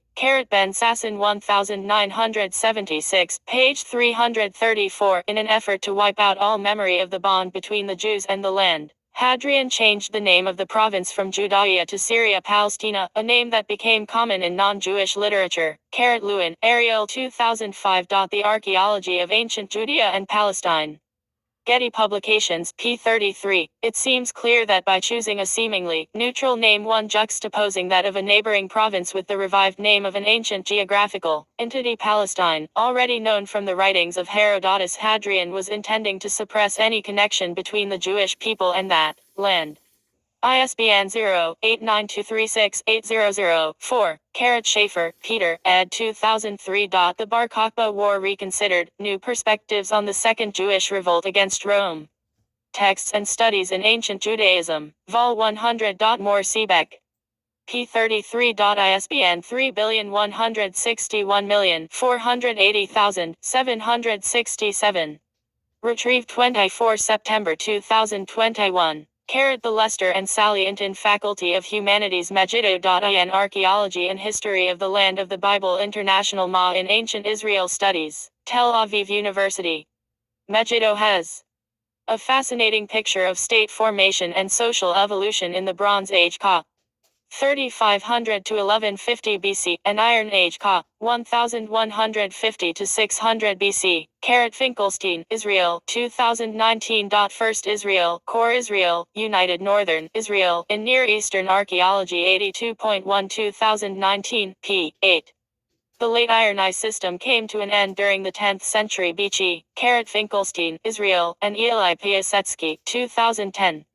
The Iron Eye/EE, a transition in the Levant, a reply to Mazura and Bronk Ramsey and a new perspective. In Radiocarbon, Vol 52, No. 4, the Arizona Board of Regents in behalf of the University of Arizona, pp. 1667 and 1674. The Iron Eye/EE, a transition occurred during the second half of the 10th century. We propose that the late Iron Eye cities came to an end in a gradual process and interpret this proposal with Bayesian Model 2. The process results in a transition date of 915 to 898 BC 68% range, or 927 to 879 BC 95% range. Jerusalem in the First Temple period, c. 1000-586 BCE. Archived 9 October 2020 at the Wayback Machine, Ingeborg Rennert Center for Jerusalem Studies. Bar Ilan University, last modified 1997, accessed 11th February 2019. Miller 1986, p. 36. Coogan 1998, pp. 47. Finkelstein 2001, p. 78. Jump up to Abdulabru 2005, pp. 38-39. Cahill and Vaughan 1992, pp. 27-33. Kurt 1995, p. 317. Killebrew 2005, pp. 1016. Golden 2004, b. pp. 61-62. McNutt 1999, p. 47. Golden 2004, a. p. 155. Stager and Coogan 1998, p. 91. Deaver 2003, p. 206. McNutt 1999, p. 35. McNutt 1999, pp. 46-47. McNutt 1999, p. 69. Miller 1986, p. 72. Killebrew 2005, p. 13. Edelman and Brett 2002, pp. 46-47. Finkelstein and Silberman 2001, p. 107. Avraham Faust, How Did Israel Become a People? The Genesis of Israelite Identity. Biblical Archaeology Review 201 2009, 62-69, 92-94. Finkelstein and Silberman 2001, p. 107. Compare Nuss, Robert Carl 1997.no Other Gods, Emergent Monotheism in Israel. Journal for the Study of the Old Testament, Supplement Series. Vol 241, Sheffield, A&C Black. p. 31. ISBN 9781850,756,576. Retrieved 2 June 2016. Out of the discussions, a new model is beginning to emerge, which has been inspired, above all, by recent archaeological field research. There are several variations in this new theory, but they share in common the image of an Israelite community which arose peacefully and internally in the highlands of Palestine. McNutt 1999, p. 70. Miller 2005, p. 98. McNutt 1999, p. 72. Miller 2005, p. 99. Miller 2005, p. 105.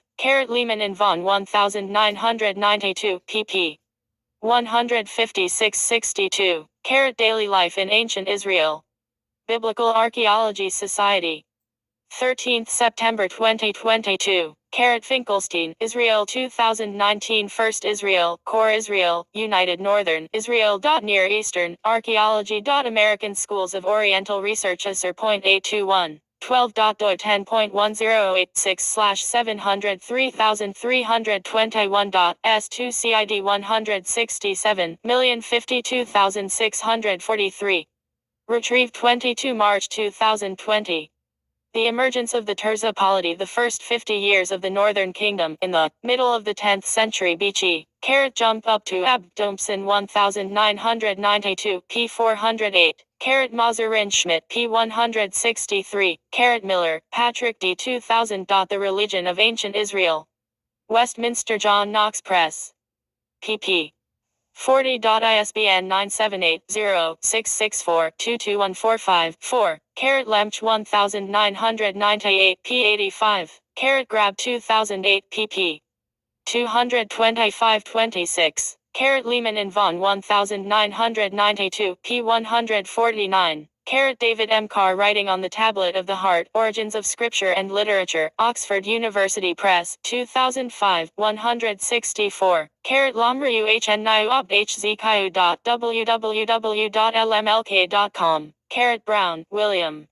Ancient Israelite Technology. World History Encyclopedia. The Keys to the Kingdom. Hurwitz. Mazur, Amihai 19th September 2010. Archaeology and the Biblical Narrative. The Case of the United Monarchy. One God, one cult, one nation. 2958. Doi 10.1515/9,783,110,223,583.29. ISBN 978-3-11-022-357-6 via www.academia.edu. Moore, Megan Bishop, Kell, Brad E. 17th May 2011. Biblical History and Israel's Past, The Changing Study of the Bible and History. ISBN 9780802862600. New Look at Ancient Shards suggests Bible, even older than thought. Times of Israel. Jump up to Abdomsen 1992, pp. 410-11. Grab 2004, p. 28. Lemern Blankensop 2003, p. 291. Davies 2009. Lipsitz 2005, p. 48. Blankensop and Blankensop 2003, pp. 10305. Blankensop 2009, p. 228. Middlemas 2005, pp. 12. Miller 1986, p. 203. Middlemas 2005, p. 2. Jump up to Middlemas 2005, p. 10. Middlemas 2005, p. 17. Bedford 2001, p. 48. Barsted 2008, p. 109. Alberts 2003, p. 92. Faust, Avraham 2012. Judah in the Neo-Babylonian Period, The Archaeology of Desolation. Society of Biblical Lit. p. 140. Alberts 2003, pp. 95-96. Alberts 2003, p. 96.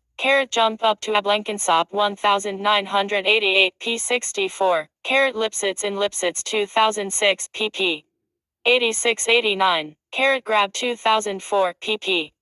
29-30. Nidit 1999, p. 25. Davies in Ami 2006, p. 141.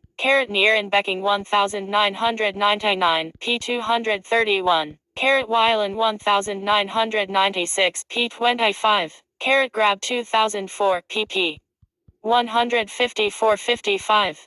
Sagan 1998, p. 311. Miller 1986, p. 458. Blankensop 2009, p. 229. Alberts 1994, pp.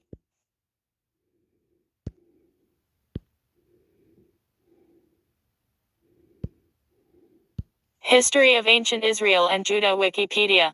The history of ancient Israel and Judah begins in the southern Levant region of Western Asia during the Late Bronze Age and Early Iron Age. Israel as a people or tribal confederation, see Israelites, appears for the first time in Themerneptah stele, an inscription from ancient Egypt that dates to about 1208 BC, with the people group possibly being older. According to modern archaeology, ancient Israelite culture developed as an outgrowth from the Semitic Canaanites. Two related Israelite polities known as the Kingdom of Israel Samaria and the Kingdom of Judah had emerged in the region by Iron Age II. According to the Hebrew Bible, a united monarchy consisting of Israel and Judah existed as early as the 11th century BC under the reigns of Saul, David, and Solomon. The country later would have split into two separate kingdoms, Israel, containing the cities of Shechem and Samaria in the north, and Judah containing Jerusalem Theish Temple. In the south, the historicity of the United Monarchy is debated as there are no archaeological remains of it that are accepted as consensus, but historians and archaeologists agree that Israel and Judah existed as separate kingdoms by 900 BC 1, 169, 195, 2 on 850 BC 3 respectively. 4. Archaeological remains during that time does however include Shoshenkai of the 22nd dynasty of Egypt invading the Levant around 930 to 925.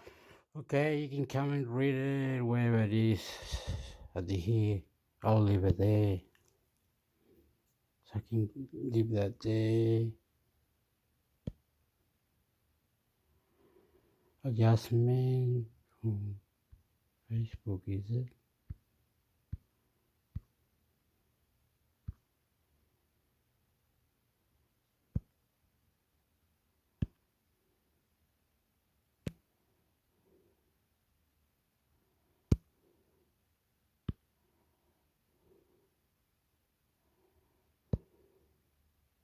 Change these 10 Facebook security settings to improve privacy. Facebook has touched nearly every aspect of our lives in the past decade, and it looks like it's not going anywhere anytime soon. The social media titan boasts more than 2 billion monthly active users, with around 1,620,000,000 visiting the platform daily. Tap or click here to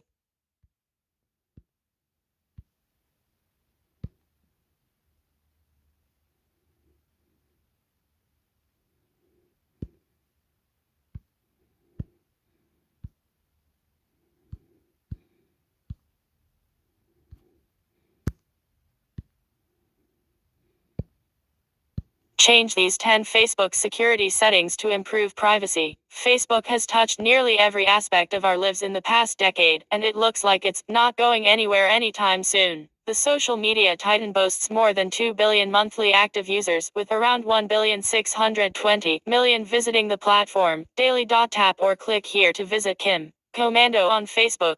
And now, Facebook is working itself into our professional lives through its new video chatting service that directly competes with Zoom. Tap or click here to see if it's worth using. If you're relying on Facebook more to stay in touch, it's the perfect time to adjust your privacy and security settings. Here's how. 1.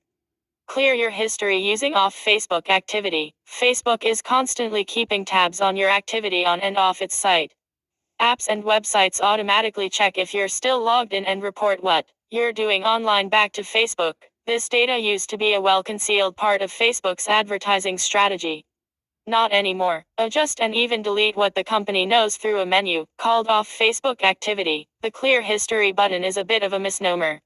It disconnects your profile data from your account, which stops Facebook from serving you targeted ads. It won't completely prevent it from gathering analytics reports from other websites, though. You'll have to log out first to stop that. The Manage Future Activity tool acts as a more permanent version of Clear History. When you turn it off, it stops companies from sending Facebook ad targeting data about you. Keep in mind that disabling future activity prevents you from signing into other apps and websites with Facebook. To clear your history on the mobile app, tap the 3-line menu in the bottom right of the Facebook app. Select Settings. Scroll down and select Off Facebook Activity. Examine the apps that use your activity and make sure you want to remove the information. Tap Clear History. To clear your history on the Facebook website, click on the drop-down menu arrow at the top right of Facebook and click Settings and Privacy. Select Settings. Tap your Facebook information in the left column. Click Off Facebook Activity to review. From here, click Manage your Off Facebook Activity. You will be asked to re-enter your password.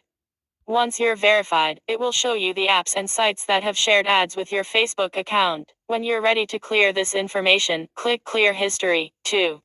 Hide your location. Facebook uses location data to serve you news or sell you things.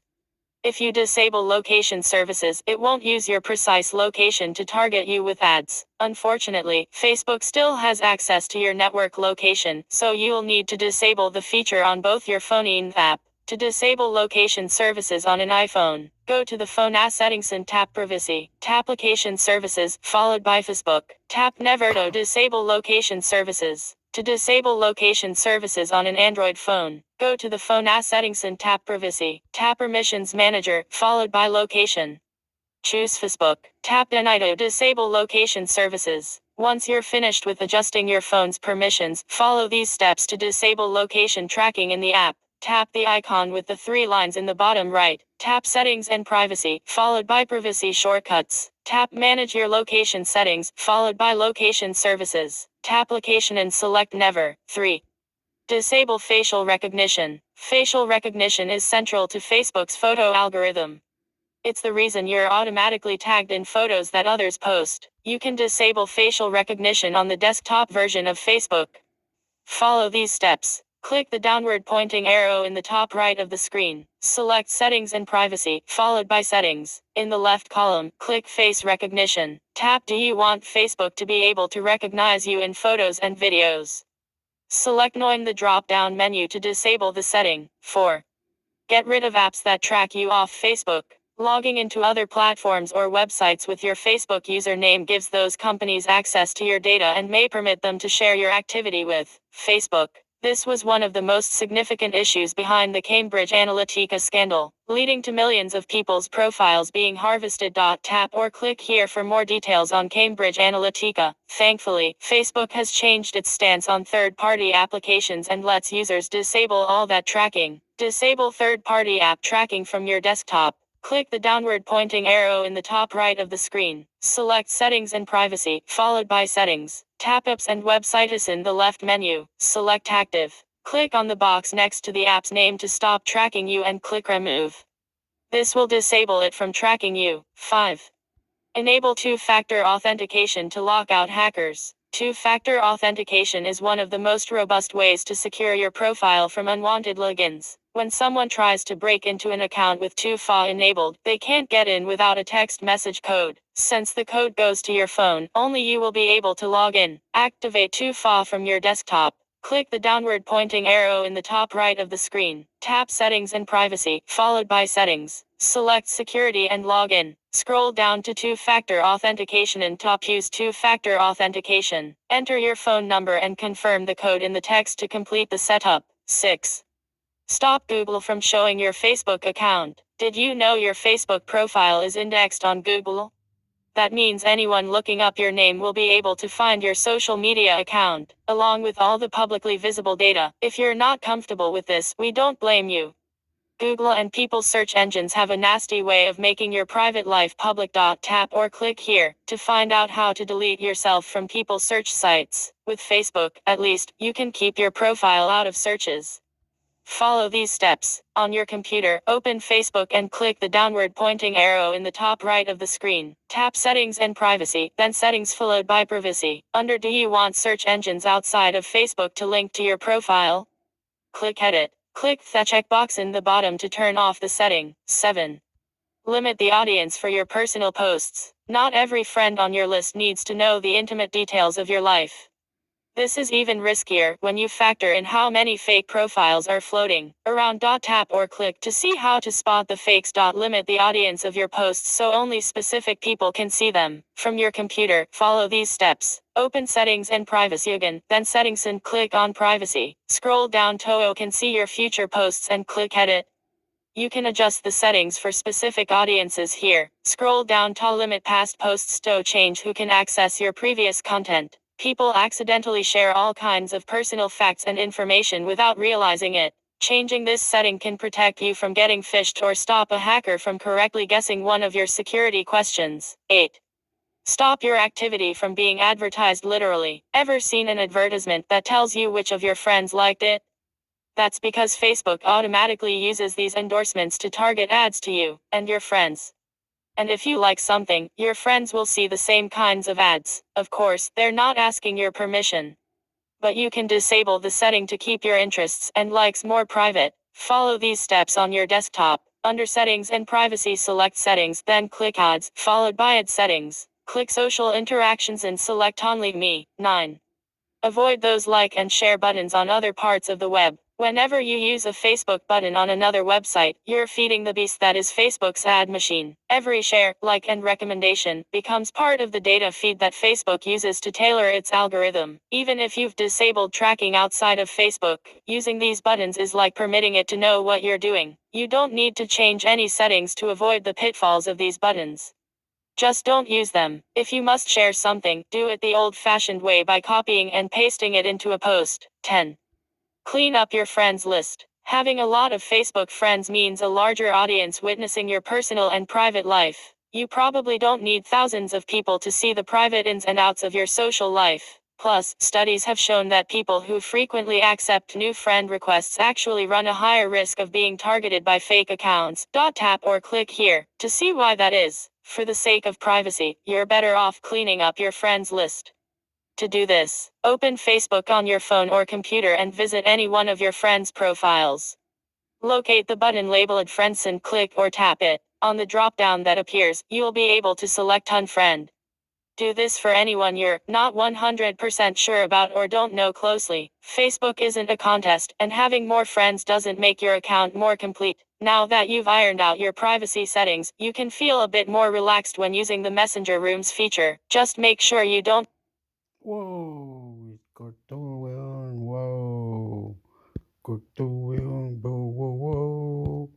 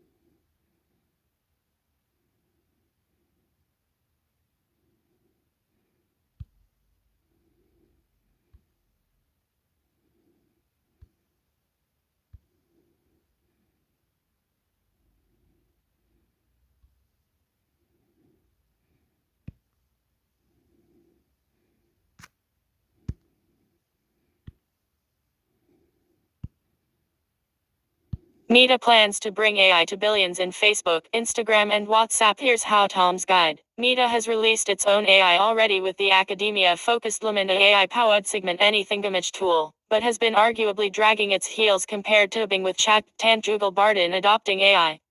That now looks set to change. In Meta's Q1 earnings call, April 26, Mark Zuckerberg announced plans to bring AI technology to billions of people in ways that will What I was gonna say about Facebook. Facebook is trying to maybe more or less or more that they promote something, they win something. All right, so it makes them stay there for a bit. They like it. They're winning because they made a video, or they got tags, or they got new features, new settings, new things, and it's providing, he's inviting, he's in waiting, he's growing up new technology, new buttons, new things on Facebook. How do we know that? How do we know that? Excuse me, I'm hopeless on Facebook. and meaningful. The Facebook founder directly mentioned chat experiences in WhatsApp and Messenger, as well as visual creation tools for posts in Facebook and Instagram, and ads with video and multimodal experiences to arrive in time. Zuckerberg didn't provide specifics, but stated that generative AI would be coming to all of Meta's products, with some expected in just a few months' time.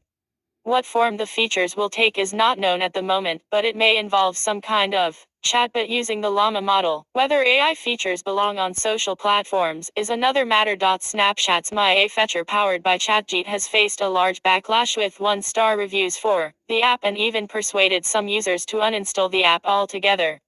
There is also some confusion over how much data the AI collects. Meta has a wealth of personal information on most of us already, which would likely continue with its AI features. AI is the coming force in tech, and while Meta has admitted this, it has still not given up on the metaverse by any means. In the same call, Zuckerberg said that a narrative has developed that we're somehow moving away. Oh, yeah, but it's multimedia, metaverse by any means.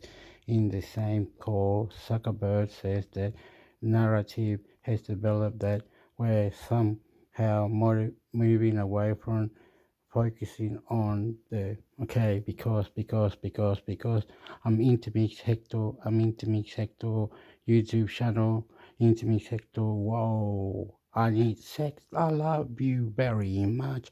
Okay, cool. International searching, getting the search. Can't the bust. Vision. So I just want to say up front that that's not accurate, Zuckerberg said. In fact, AI could give the metaverse a boost, with Zuckerberg claiming users will much more easily be able to create avatars, objects, worlds, and code to tie all of them together. To further emphasize its metaverse commitment, multiple rumors suggest that Meta's next VR headset, the Meta Quest 3, will launch this year. Mark Zuckerberg confirmed the headset will feature Meta Reality, which allows the headset to be used for both augmented reality and virtual reality. More from Tom's Guide. ChatGPT can provide AI therapy. What that means for you. Bing with ChatGPT versus Google Bard, which AI chatbot wins. Tip to get AI image generator. Here's how it looks. Today's best SteelSeries rival 3 wireless deals. Get instant access to breaking news, the hottest reviews, great deals, and helpful tips.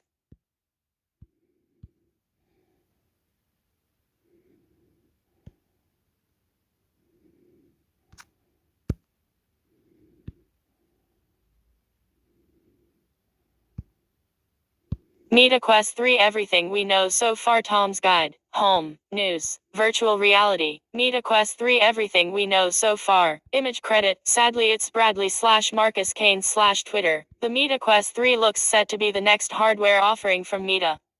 The Meta Quest 2 is now several years old, and while the Meta Quest Pro came out in the meantime, it wasn't a true successor to the Quest 2.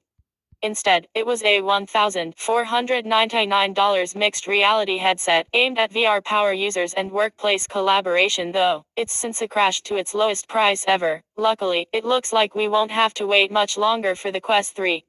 The VR headset is now tipped to launch in late 2023, and it won't be coming a moment too soon.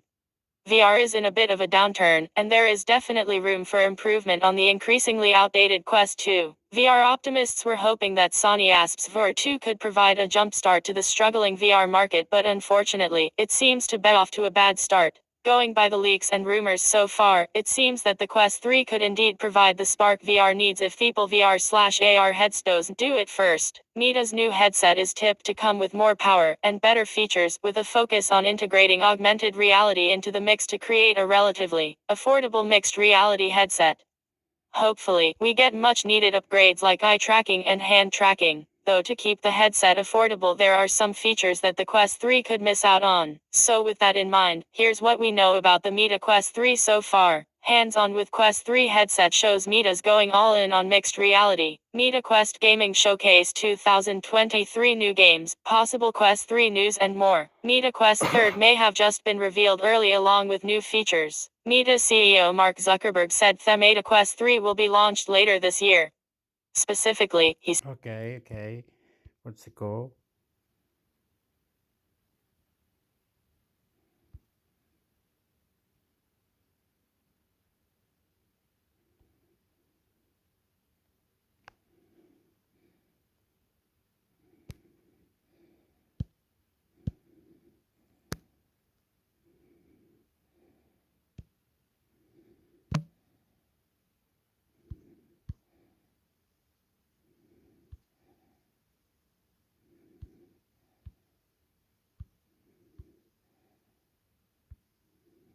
Oh, Facebook is giving power out. The whole company Facebook in the internet, annoying other bots and things and all the internet. It's naughty, eh? It's incredible. It's amazing, mind blowing. Like whatever. But I love you. What was this one?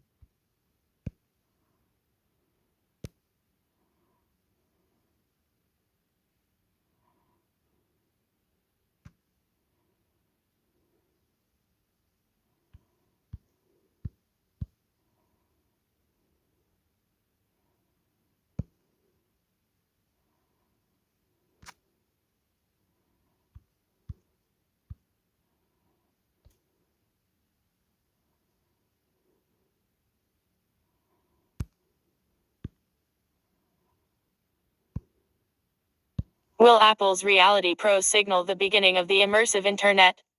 ZDNet.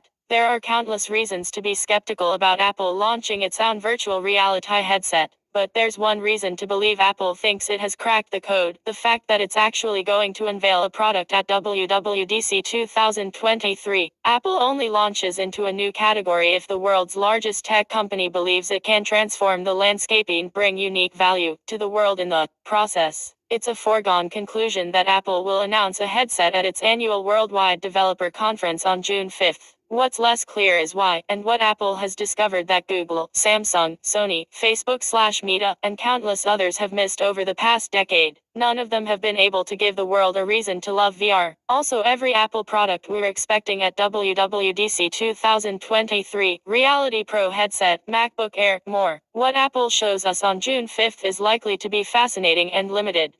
In the same way that the first Mac, iPod, iPhone, and Apple Watch fascinated us with their possibilities but were extremely limited in their initial capabilities, the Reality Pro, if that's what it's truly named, will likely be less groundbreaking in its physical form than in the picture Apple paints of what it will ultimately make possible. Despite VR's struggles in recent years, we have learned that there are things it does very well.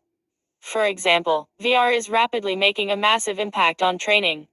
According to research from PwC, learners who use VR train 4 times faster than classroom learners, are 4 times more focused than e-learning students, are 275% more confident to apply skills after learning, and are 3.75 times more emotionally connected to what they learn than people in classrooms. That kind of training effectiveness is likely to be in high demand in the years ahead. ASI impacts the future of jobs and of workforce retraining will inevitably be needed. Also, Apple's AR/VR headset rumor roundup. What we think we know so far. It makes sense that No, I'm not very clever or anything.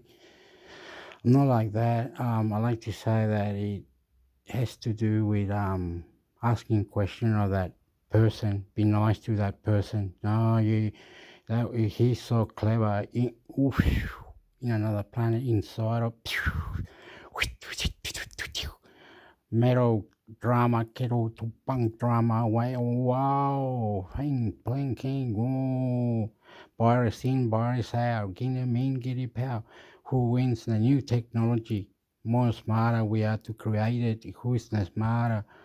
Have to go sell the soul to the devil, or the devil to the machine. Then the machine doesn't get the devil, but the machine is from the devil, or the machine is the machine who created what incredible humans. You beautiful,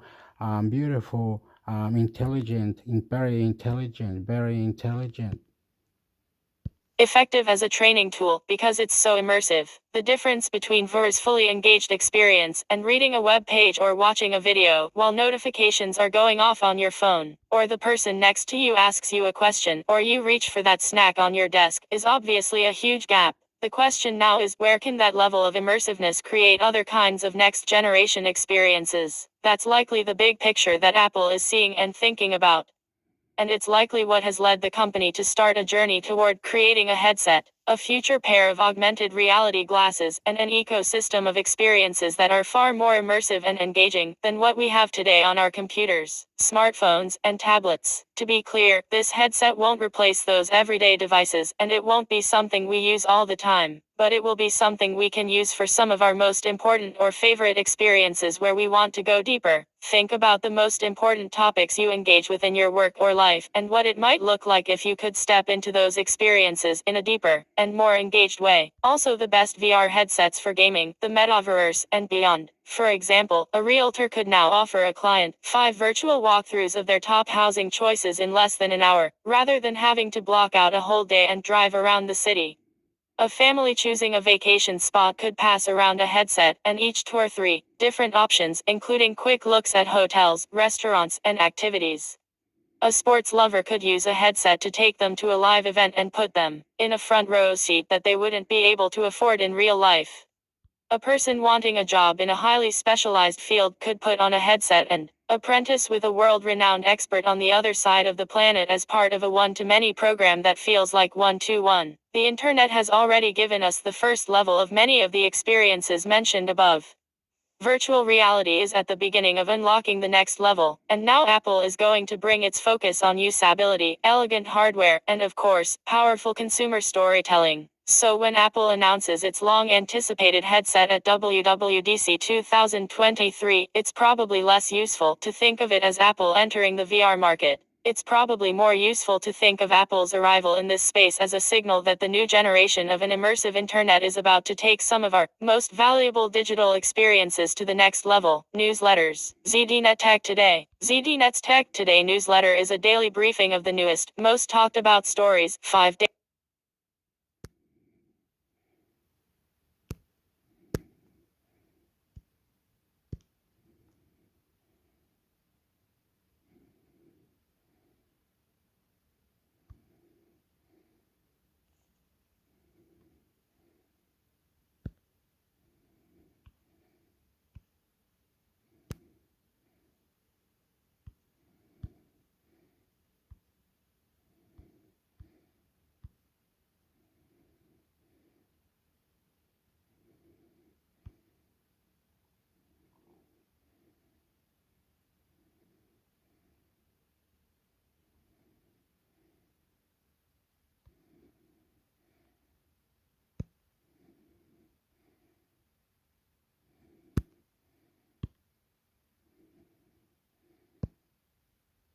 How to configure your Pixel phone to automatically decline robocalls. ZDNet. Spam isn't just for inboxes.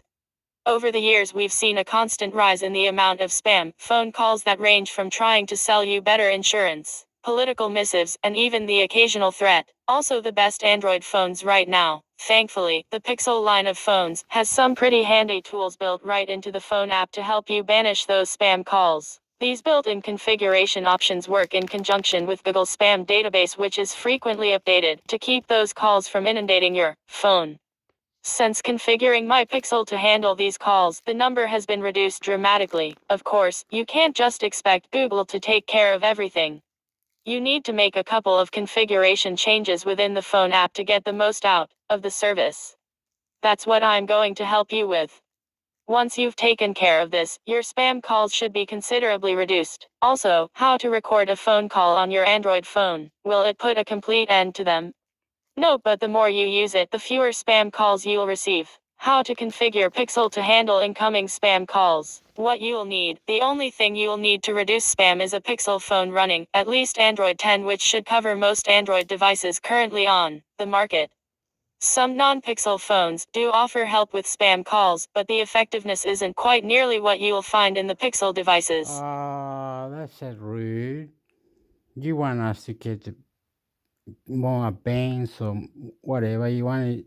It has to go to top now because in another 8 years or something, or 7.5 or 10, 11, 12, 15, you have to be more higher a band's phone, otherwise he won't handle it and he might get crack on all this shit and he fuck it up and whatever but ooh-ha. Devices. If you're using a non-Pixel phone, I would suggest you check through the phone app settings to see what level of spam protection the device offers. Open the phone app on your Pixel device and tap the vertical three-dot menu in the upper right corner. From the pop-up menu, tap Settings. From the phone settings window, navigate to the spam pop-up settings window by tapping Spam and call screen spam. From within the spam pop-up, select the option called Automatically Screen. Decline robocalls. Next, we want to set up automatic declining of robocalls. For this, go back to Thespam and call screen settings page, select call screen, and then tap possibly faked numbers. In the resulting pop-up, again make sure to enable the option for automatically screen. Decline robocalls. When a suspected spam call comes in, it will automatically be screened for you with these two options enabled, so you won't have to do anything about them. As a bonus, on the call screen options page, if you choose, you can also select first-time callers and choose the same automatic screening option that you did for spam and robocalls. Also, 5 quick tips for better Android phone security now. Since I've enabled these settings, which I did probably 2 years ago, I've seen spam calls reduced to almost zero. I highly recommend that you do the same, so you can enjoy far fewer unnecessary interruptions throughout your busy day. Editorial standards.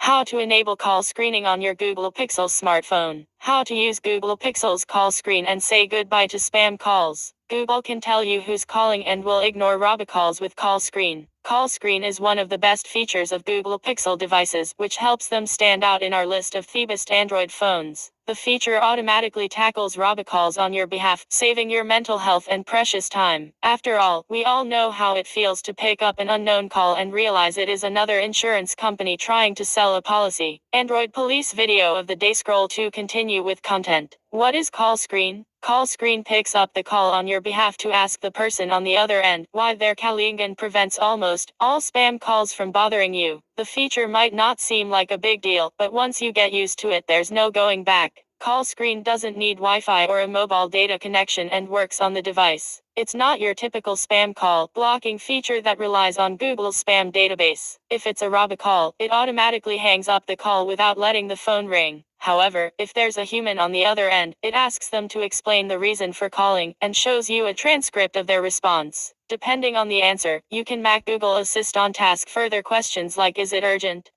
Or tell them that you'll call later. If you figure it's not a spam call, you can pick up the call and continue the conversation. There's more to call screening than blocking spam calls, and we dive into the details below. Which Google Pixel phones work with call screen? There are several perks to getting a Google Pixel, and call screen is one of them. The feature is available exclusively on Google's smartphones, from the original Google Pixel to the Pixel 6 Pro, the mid-range Google Pixel 6a, and the Google Pixel.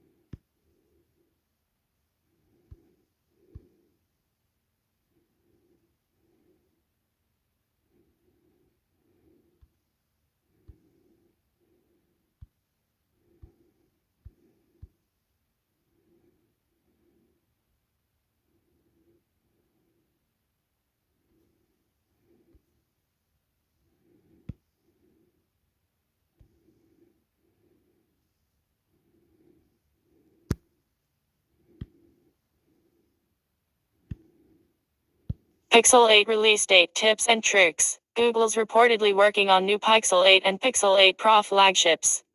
If you're interested in buying one, here are some tips that will come in handy ahead of the Pixel 8 release date. If you're searching for a new Android smartphone, and you aren't in a hurry, you might want to hang back and wait for Google's Pixel 8 and Pixel 8 Pro. The two devices are currently in development behind the scenes and they should launch later this year. We don't have an official release date yet, but it's safe to assume the Pixel 8 and Pixel 8 Pro, like the Pixel 7 and Pixel 7 Pro before them, will arrive in October. While we've got a long way to go before these Android flagships hit shelves, there are some things you might want to do to prepare for their inevitable arrival. If you think you might want to buy the Pixel 8 or Pixel 8 Pro, here are some tips that will help you prepare for their release later this year. Track Pixel 8 rumors. If you're even remotely interested in buying a Pixel 8 or Pixel 8 Pro later this year, you'll want to keep a close eye on the rumor mill. We've seen rumors hint at the device's codenames, screen sizes, and processor, and we'll see plenty more as the weeks go by. In fact, we should know just about everything there is to know about these devices before launch. These rumors will help you set proper expectations and they'll also help you decide if you want to make one or the other your next device. For the latest information about the Pixel 8 and Pixel 8 Pro, check out our guide. Get familiar with Android 14. Google's Pixel series is renowned for its clean Android software. Unlike devices from other Android EMs, the Pixel series doesn't have a distinct skin on board. They run the purest form of Android, Given that the Pixel 8 release date will land in the fall, these devices will run Google's upcoming Android 14 operating system out of the box. Android 14 is currently in Google's beta process, and it will likely stay there until August. The beta lets select Pixel users try out this software and its features, so if you own a compatible model, you might want to check it out. If you don't, it's a good idea to follow the beta from a distance and get a feel for the software. Learning about Google's version of Android 14 will be important, especially if you're planning to move to a Pixel from another Android OEM or an iPhone. Decide how much storage you need. Use this time to get a feel for how much storage you might need on your new phone. Some of you will be fine with the least amount of storage, but others may want the peace of mind that comes with having more internal space. Picking the right storage capacity will also help you save money. We don't know how much storage the Pixel 8 and Pixel 8 Pro will have on board, but we could see the devices mirror the Pixel 7 and Pixel 7 Pro storage options. Pixel 7, 128 or 256 gigabytes. Pixel 7 Pro, 128, 256 or 512 gigabytes. Now keep in mind, the Pixel 7 and Pixel 7 Pro don't come with a microSD card slot for expanded storage, which means what you see is what you get. We haven't heard anything definitive about the Pixel 8 and Pixel 8 Pro, but it's safe to assume they'll follow suit. If they do, it'll be important to pick correctly, so that you don't incur buyer's remorse. Look at other Pixel phones. Before you decide to wait for the Pixel 8 and Pixel 8 Pro release date, make sure you shop around, starting with Google's other Pixel devices. The Pixel 7, Pixel 7 Pro, and Pixel 7 are the obvious choices for those who really want a Google-made device. These are Google's current flagships, and they are among the best smartphones you can buy right now. You may also want to check out the Pixel 6, Pixel 6 Pro, and the budget Pixel 6a. These are still excellent devices, and they're much cheaper than they once were. All of these devices will get upgraded with Android 14 and will receive software support from Google for years to come. Research Pixel alternatives. We also recommend digging into Pixel alternatives.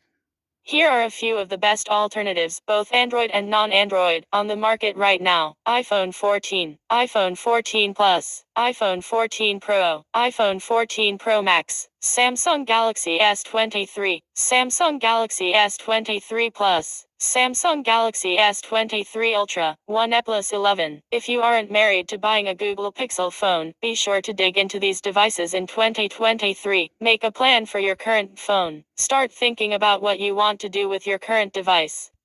This will make the transition to a Pixel 8 or Pixel 8 Pro much smoother. If you plan on selling your current device to help offset the cost of your next smartphone, you'll want to track resale prices at popular resellers. You'll also want to keep your current phone in good condition, because that's how you'll get the most money back from some resellers when Pixel 8 trade-in offers arrive. If you don't need to trade your phone in, you might know of a friend or relative who could benefit from your current device. Ask around and see if anyone might need a hand-me-down later this year. Research carriers. Like the Pixel 7 series, we expect the Pixel 8 and Pixel 8 Pro to come with 5G connectivity. If your next phone will be your first 5G device, shop around and see which network works best in your area. If you're unhappy with your current provider's coverage and or plan, use this time to dig into competitors and see if you can find a better fit for your new device. We expect the Pixel 8 and Pixel 8 Pro to work on a variety of carriers here in the United States, including AT&T, T-Mobile, and Verizon. 4 reasons to wait for the Pixel 8 and 3 reasons not to. Wait for a smaller Pixel display. One of the more interesting Pixel 8 rumors we've seen revolves around a new display size for the Pixel 8 variant. While the Pixel 8 Pro will likely keep a large 6.7-inch display, like its predecessor the Pixel 7 Pro, the Pixel 8's screen may be smaller than the Pixel 7's. The Pixel 7 and Pixel 6 both employ a 6.32-inch display. According to display analyst Ross Young, the Pixel 8 could sport a 6.16-inch OLED screen. This is extremely interesting, because most high-performance Android devices utilize massive displays. If Google decides to shrink the Pixel 8's screen and design, it would appeal to those who want a lot of firepower, but don't necessarily want to carry around a big phone in their pocket. If you've been looking for a smaller flagship Android device, and you aren't impressed with the options on the market right now, you may want to consider waiting.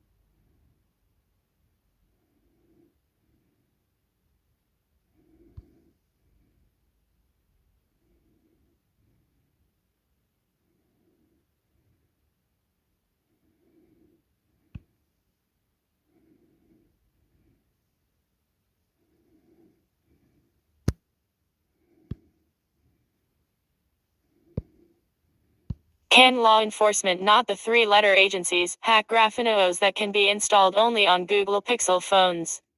Cora, law enforcement? Most likely not.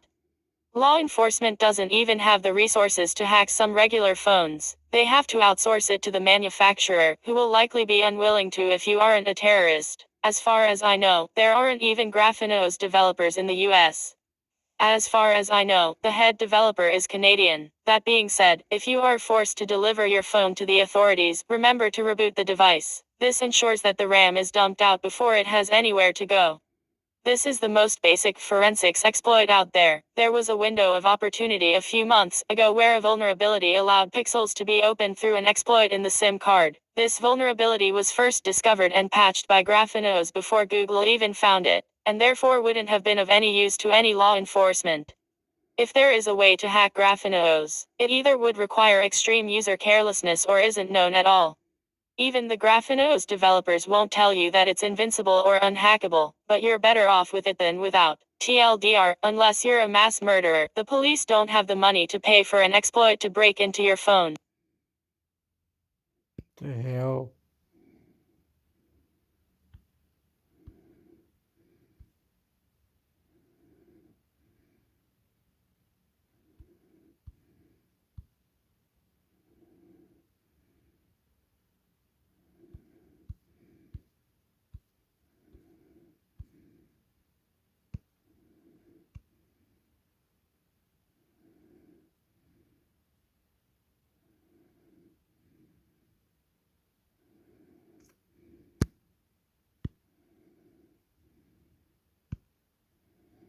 Can law enforcement, not the three-letter agencies, easily enter an Android 11 phone with a strong and long password? Cora, can law enforcement, not the three-letter agencies, easily enter an Android 11 phone with a strong and long password? Yes, easily. Police now have automated techniques that can hack any and all Android phones regardless of manufacturer. Google Android has terribly poor security, which is why police can hack it. Criminals can hack it, and it is responsible for 100% of all active virus infections worldwide. Related questions, more answers below. No, they can get a warrant and force the phone company to give them access to everything on it. Always erase drug or crime texts immediately. Make your crew do it too. It hasn't disappeared, but without finding a reason to look for further communication, a judge won't give them the warrant. Turn your phone off or leave it for an alibi at home. If you need a phone for the job, use a burner and then wipe it down and erase all the data, then toss it in the trash. 67% of crimes are now solved with help from cell phone data, which pings or shows your location. Be smart. Sponsored by Amazon Web Services Oz. Get the latest Oz AI and machine learning ebooks for free. Read ML use cases and how organizations are applying these to solve common business challenges. There is no need to unlock an Android phone to image it. You plug They're not saying you're on drugs or your mentor, your drugs, your mentor, your drug. You might be simple, you don't know anything. Internet, places, whatever. You want to be nice, want to be beautiful, want to do it. The person, I love you too. Oh, I love. Whoa, we're stupid, we're stupid. Fucking, we're dumb, we're fucking dumb. Loader. All that can be done is copy the storage to the computer, but that is the point. Courts are limited in the methods they can use to force people to obey court orders. They can issue a fine, and even make the fine cumulative for every day the court order is ignored. This is the way courts most commonly act to persuade corporations to comply with orders. A few months ago, the Trump Organization was fined $10,000 per day. They failed to produce documents subpoenaed by the New York Attorney General. People can be fined similarly, but they can also be jailed. If a judge orders an individual to comply with a directive and they refuse, the court can imprison them until the requirement is satisfied. In the circumstances you describe, a fine or imprisonment, or both, could be ordered until you furnish the password for the device or service.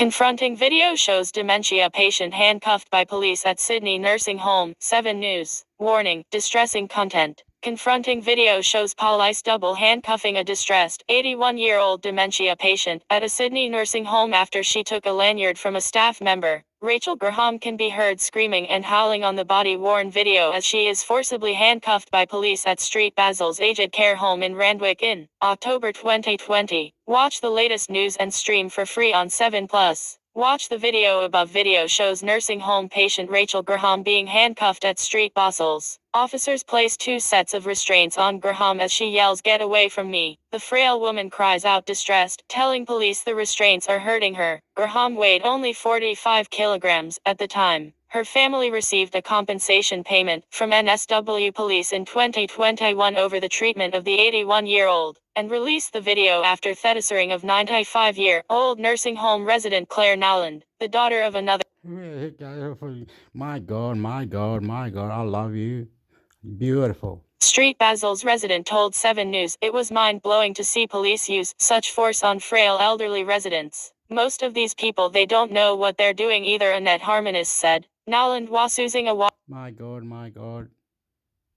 frame when she was tasered by police at an aged care facility in Cooma in the early hours of Wednesday, after she allegedly failed to drop a steak knife. The mother of 8 is now receiving end-of-life care in Cooma District Hospital, surrounded by her distraught family after being critically injured when she was tasered and fell to the floor. Police have refused to publicly release the confronting body-worn video of the incident, with NSW Police Commissioner Karen Webb saying she will not watch the vision. "I don't really intend to. No," she said on Saturday. "I've heard what's in the body-worn camera footage, and I don't see it necessary that I actually view it. We don't intend to release it unless there's a process at the end of this that would allow it to be released." Assistant Commissioner Peter Cotter, who is leading the investigation, said it was not in the public interest to release the video. A critical incident investigation involving homicide squad detectives is underway, and the officer who fired the taser has been taken off active duty. Cotter declined to say whether the officer involved, who had 12 years experience, might face criminal charges, saying it would breach procedural fairness.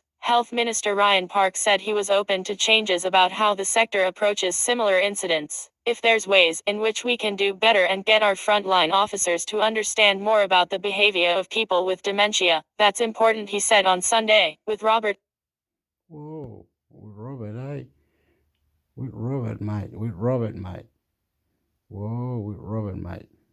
Oof, the app is going silly now. Woof, woof.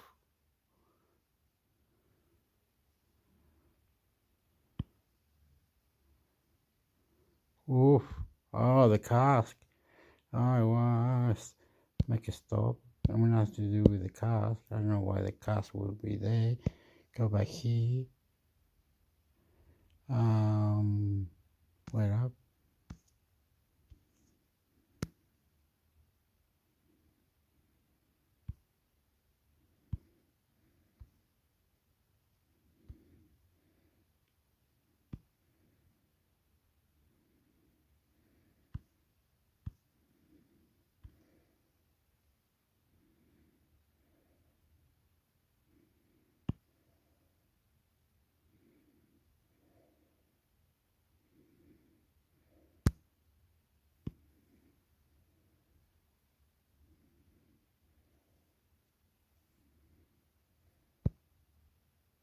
Federal government and opposition in blame game over Australia's aged care crisis. 7 News. "We use cookies so we can improve your experience on this site," analyze.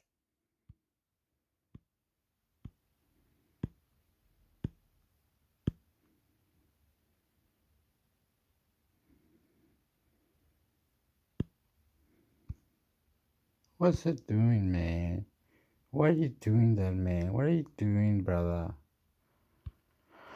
What are you doing, brother? What have you done? You wanted to do that. I don't want no video. I was a political, my man. AFL now he's saying.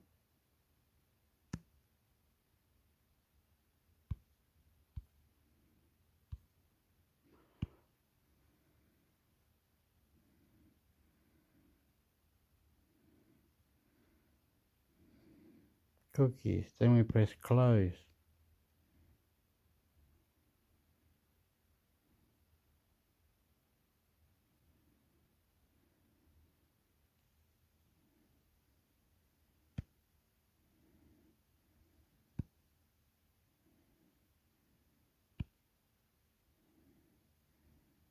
War of words has erupted in federal parliament over who's to blame for Australia's aged care crisis.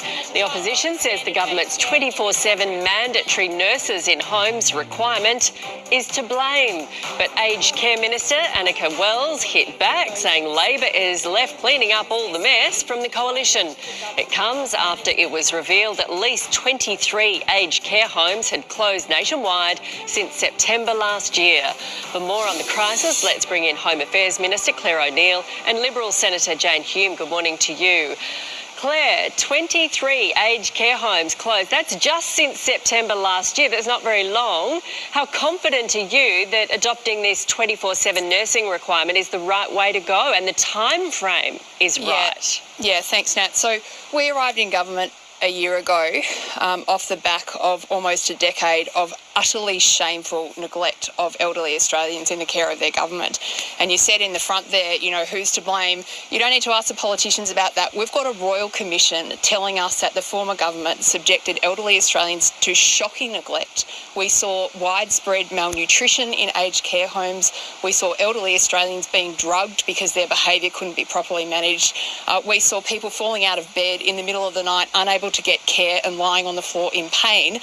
And that all happened under the former government's watch because they cut funding and they treated this sector disgracefully.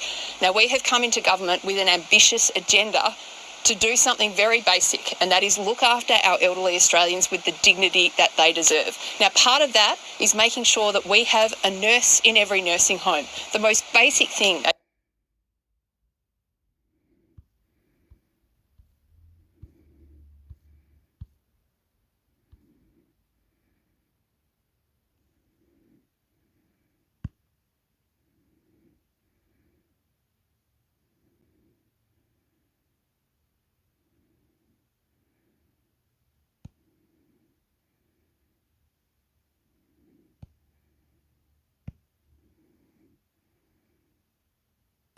News that won't shock homeowners as new data shows mortgage affordability is now at its worst level since 1990. Let's go live to Angelique Opie at Parramatta in Sydney's West. Angelique, not great figures, are they, this morning? Certainly not, Eddie. Affordability for anyone paying off a property is the worst it's been in 3 decades, with new modelling revealing that around half of a household's income is funneling straight into paying off a property. Now, both the New South Wales and Victorian premiers have levelled criticism against the Reserve Bank over its decision to increase the cash rate recently. For many that we've spoken to here, they say affording a property in these conditions is just out of the question. It's insurmountable, really. I think that you hear a lot of stuff on the radio and TV about people giving up the gym or sacrificing some enjoyable activities just to keep the mortgage repayments up. So it's a real thing. Now, economists say the pressures that are being put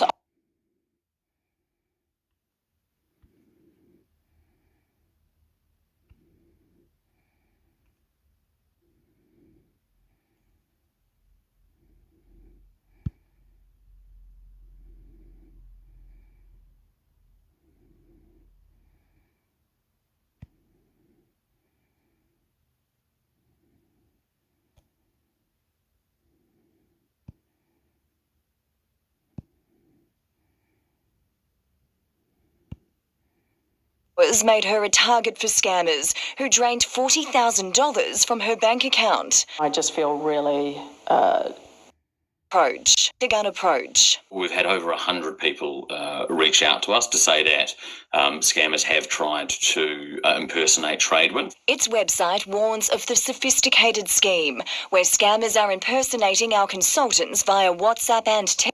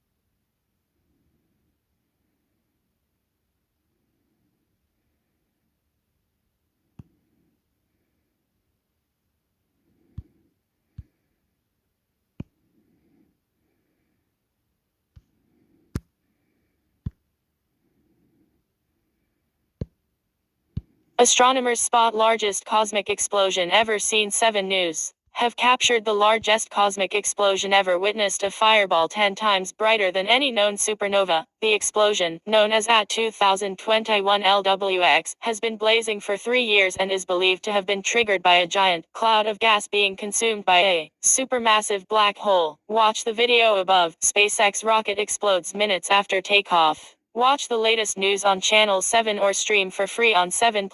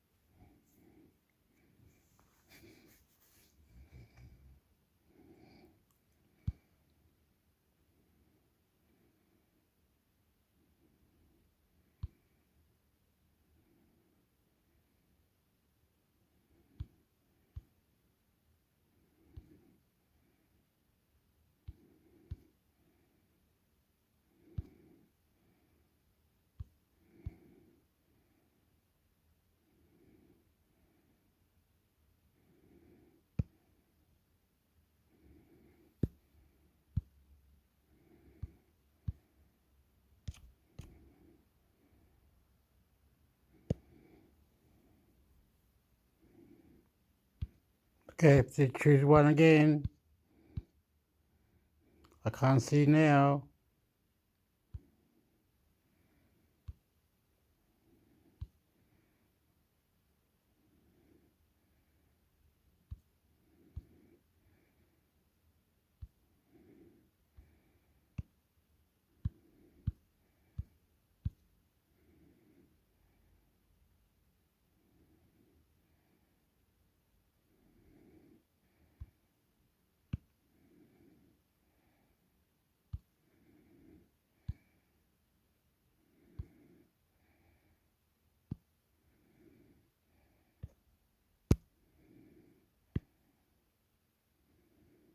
The flatness problem weekly. Whatever this is. Gold, man, gold. Flatness problem. Wikipedia. The flatness problem, also known as the oldness problem, is a cosmological fine-tuning problem within the Big Bang model of the universe. Such problems arise from the observation that some of the initial conditions of the universe appear to be fine-tuned to very special values, and that small deviations from these values would have extreme effects on the appearance of the universe at the current time. The local geometry of the universe. No, the thing of this look, not that. Of this hector. Come on. Oh, he's fucking around.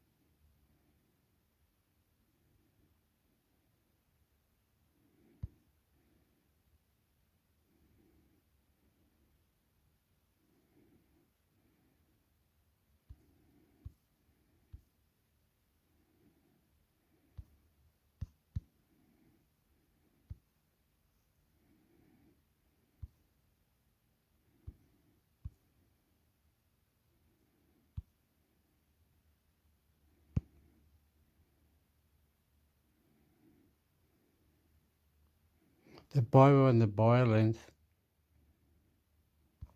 Okay.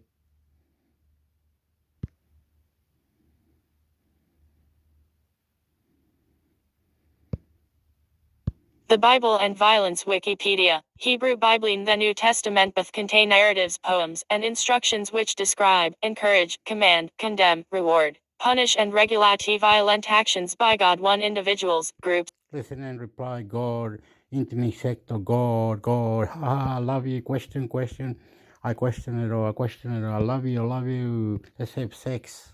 Nation states. Among the violent acts included are human sacrifice, animal sacrifice, murder, rape, genocide, and criminal punishment too. Introduction. The texts have a history of interpretation within the Abrahamic religions and Western culture that includes both justification of and opposition to acts of violence. 3. Definition edit. The definition of what constitutes violence has changed over time for 1. In the 21st century, the definition has broadened considerably to include acts that used to be seen as acceptable for 1. 2. Modern scholarship on violence in the Bible tends to fall into two categories: those who use modern ethics to critique what they see as the violent legacy of monotheism, and those who approach the topic from a historical and cultural perspective. 4. 10:12 The Bible reflects how perceptions of violence changed over time for its authors and its readers. 4. 261 Biblical writers defined and interpreted violence in culture.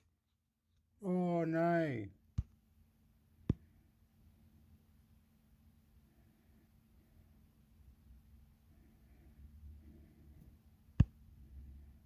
The Bible and Violence Wikipedia. Hebrew Bible in the New Testament both contain narratives, poems, and instructions which describe, encourage, command, condemn, reward, punish and regulate violent actions by God one individuals, groups, governments, and nation states. Among the violent acts included are human sacrifice, animal sacrifice, murder, rape, genocide, and criminal punishment too. Introduction. The texts have a history of interpretation within the Abrahamic religions and Western culture that includes both justification of and opposition to acts of violence. 3. Definition edit. The definition of what constitutes violence has changed over time for 1. In the 21st century, the definition has broadened considerably to include acts that used to be seen as acceptable for 1. 2. Modern scholarship on violence in the Bible tends to fall into two categories: those who use modern ethics to critique what they see as the violent legacy of monotheism, and those who approach the topic from a historical and cultural perspective. 4. 10:12 The Bible reflects how perceptions of violence changed over time for its authors and its readers. 4. 261 Biblical writers defined and interpreted violence in culturally specific terms based upon the values of the age in which they lived. 4. 365 The biblical writers used their own themes, cultural explanations, and theological logic to define violence as a problem in 4 general categories. They define as violent anything that destroys the interrelationship, interdependence, and wholeness of life and its environment. They depict scheming, arrogant, and dishonest speech, especially that aimed at oppressing the poor, as violent in its effect. 6. 3. Violations of justice are defined as particularly egregious forms of violence in an early understanding of natural law, and violations of purity and sanctity are seen as a kind of violence that defiles the land, its people, and the sanctuary. It is accompanied by disgust on the part of the biblical writers. 4. 119 129 251 In the Hebrew Bible/Old Testament edit, terms edit, Hamas edit, Hamas, meaning violence, wrongdoing, is the Hebrew Bible's primary term for violence, and it is first used in Genesis 6:11. The earth was corrupt in God's sight, and the earth was filled with violence. 7. 256-5 It occurs 60 times in the Hebrew Bible, is almost always used to identify physical violence. Genesis 49:5 Judges 9:24, and is used to describe human, not divine, violence. 6-8 However, the word Hamas in the Old Testament also appears in the contexts of sin and injustice against God and one's fellow man. Judicial affairs. Structural violence. The theodicy problem. 9 Hamas may refer to verbal or even ethical violence. 10 Sometimes the word refers to extreme wickedness. Isaiah 53:9-59-6, where physical violence may or may not be involved. 11:12-10 11:13 The term Hamas sometimes appears as a cry to God in the face of injustice. 6:7 Exodus 23:1 and Deut 19:16 characterize a false witness as ed Hamas, a violent witness. The notion that a false witness threatens life and well-being appears in fuller form in the Psalter. 6:3:14. In theta of terms gazelle rob and asak oppress are frequently used in combination to describe the human violence of taking/robbing/plundering Azareshanov, the poor, which may or may not include physical, verbal or other types of harm. They are also used both separately and in combination throughout the remainder of the Hebrew Bible, describing robbing the poor. Isaiah 3:14, 10:2, Jeremiah 22:3, Micah 2:2, 3:2, Malachi 1:3, withholding the wages of a hired person. Cf. Deuteronomy 24:14, political oppression. Hosea 12:7, charging oppressive interest. Ezekiel 22:12, and oppressing the outsider in their midst. Ezekiel 22:7, as acts of violence. 7. Haramedet. The Hebrew verb haram connotes complete annihilation. New Revised Standard Version, utterly destroy. Dude. 7:2. The noun, which is derived from it haram. 6, is sometimes translated as meaning the ban, and it denotes the separation, exclusion and dedication of persons or objects, which may be specially set apart for destruction to God. Deuteronomy 7:26, Leviticus 27:28-29:7, 319:15. Historian Susan Nidich says the root HRM links together several biblical non-war and war usages of the term, under the heading off sacrifice. 16. The early usage of the term indicates that the Israelites were not allowed to touch, possess, or redeem these devoted things. 17. However, the later usage of the term, such as its usage in Numbers 18:14-17 and Deuteronomy 7, indicates that items and firstborn children were supposed to be set aside asherim so that they could be redeemed by the priests. 16:30. The Hebrew scholar Baruch A. Levine notes that Deut.71-11 shows that Hebrew ideology has evolved since the writing of Exodus 33:5-16, with its addition of the ban. See Exodus 20:19-20. Levine concludes that this is one of several indications, including extra-biblical evidence. Father Rem was a later addition to Hebrew thought. 18. Levine says this indicates that Israel was still, as late as Deuteronomy, making ideological adjustments with regard to the importation of the foreign practice of Irem from its source in the surrounding Near Eastern nations. 18. 396. Over half the occurrences of the verb and noun for the Ruth are mere concerned with the destruction of nations in war, but other terms which are associated with actions which the Old Testament scholar Eric Siebert considers divine violence may or may not include war. Siebert says that divine violence is violence which God is said to have perpetrated, caused, or sanctioned. Specifically, this includes 1. Violence which God commits without the use of human agents, e.g., sending down fire on Sodom and Gomorrah. 2. Violence God commissions, typically unbeknownst to those who are being commissioned, e.g., using Babylon to punish the people of Judah for their sins. And 3. Violence which God directly commands, e.g., ordering the Israelites to wipe out the Canaanites. 19. For example, concerning those who worship idols, Deuteronomy 7:16, use sakal consume, when saying you must destroy, consume all the peoples the Lord your God gives over to you. Deuteronomy 7:24. On the other hand, use sabad when saying you shall make their name perish from under heaven. While Deuteronomy 20:10-18 says, you shall not leave alive anything that breathes, but you shall utterly destroy ha-haram ta-haimim, them, the Hittite and the Amorite, the Canaanite and the Perizzite, the Hivite and the Jebusite, as the Lord your God has commanded you. Amos 1:3-3 uses akal to indict Israel's neighbors for various acts of cruelty during war, e.g., the Ammonites ripped open pregnant women in Gilead in order to enlarge their territory. 1:13, and uses thaswa crimes of surrounding peoples to draw a parallel with Israel's mistreatment of the poor, thus elevating economic injustice to the level of war crimes.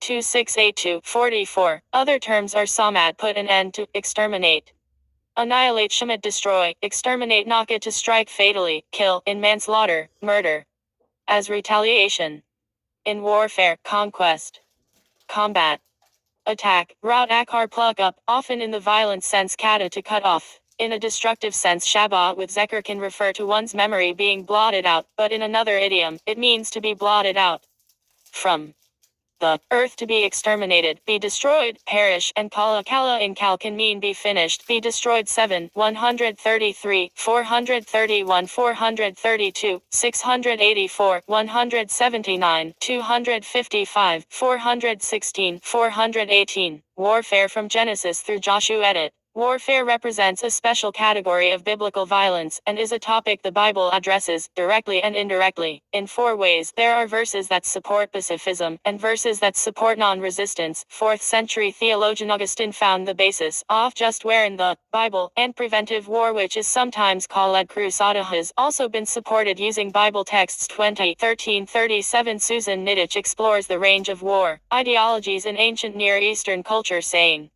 "To understand attitudes toward war in the Hebrew Bible is thus to gain a handle on war in general."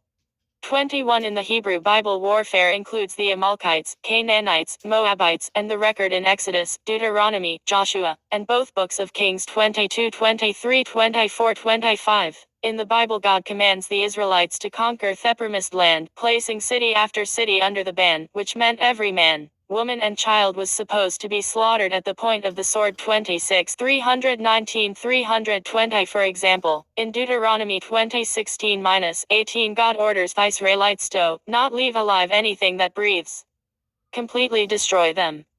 27:28 Thus leading many scholars to characterize these as commands to cook genocide. 29:30 Other examples include the story of the Amalekites, Numbers 13:14-31, war against the Midianites, Numbers 31:32, and the Battle of Jericho, Joshua 1:6-6, 9:33. Starting in Joshua 9, after the conquest of Ai, the battles are described as defending against attacks from Canaanite kings. 6:8. About passages such as Deut 20:16-17-27 Uckle historian, Hans van Was 2010, stated, "The genocidal campaigns claimed for the early Israelites, however, are largely fictional. The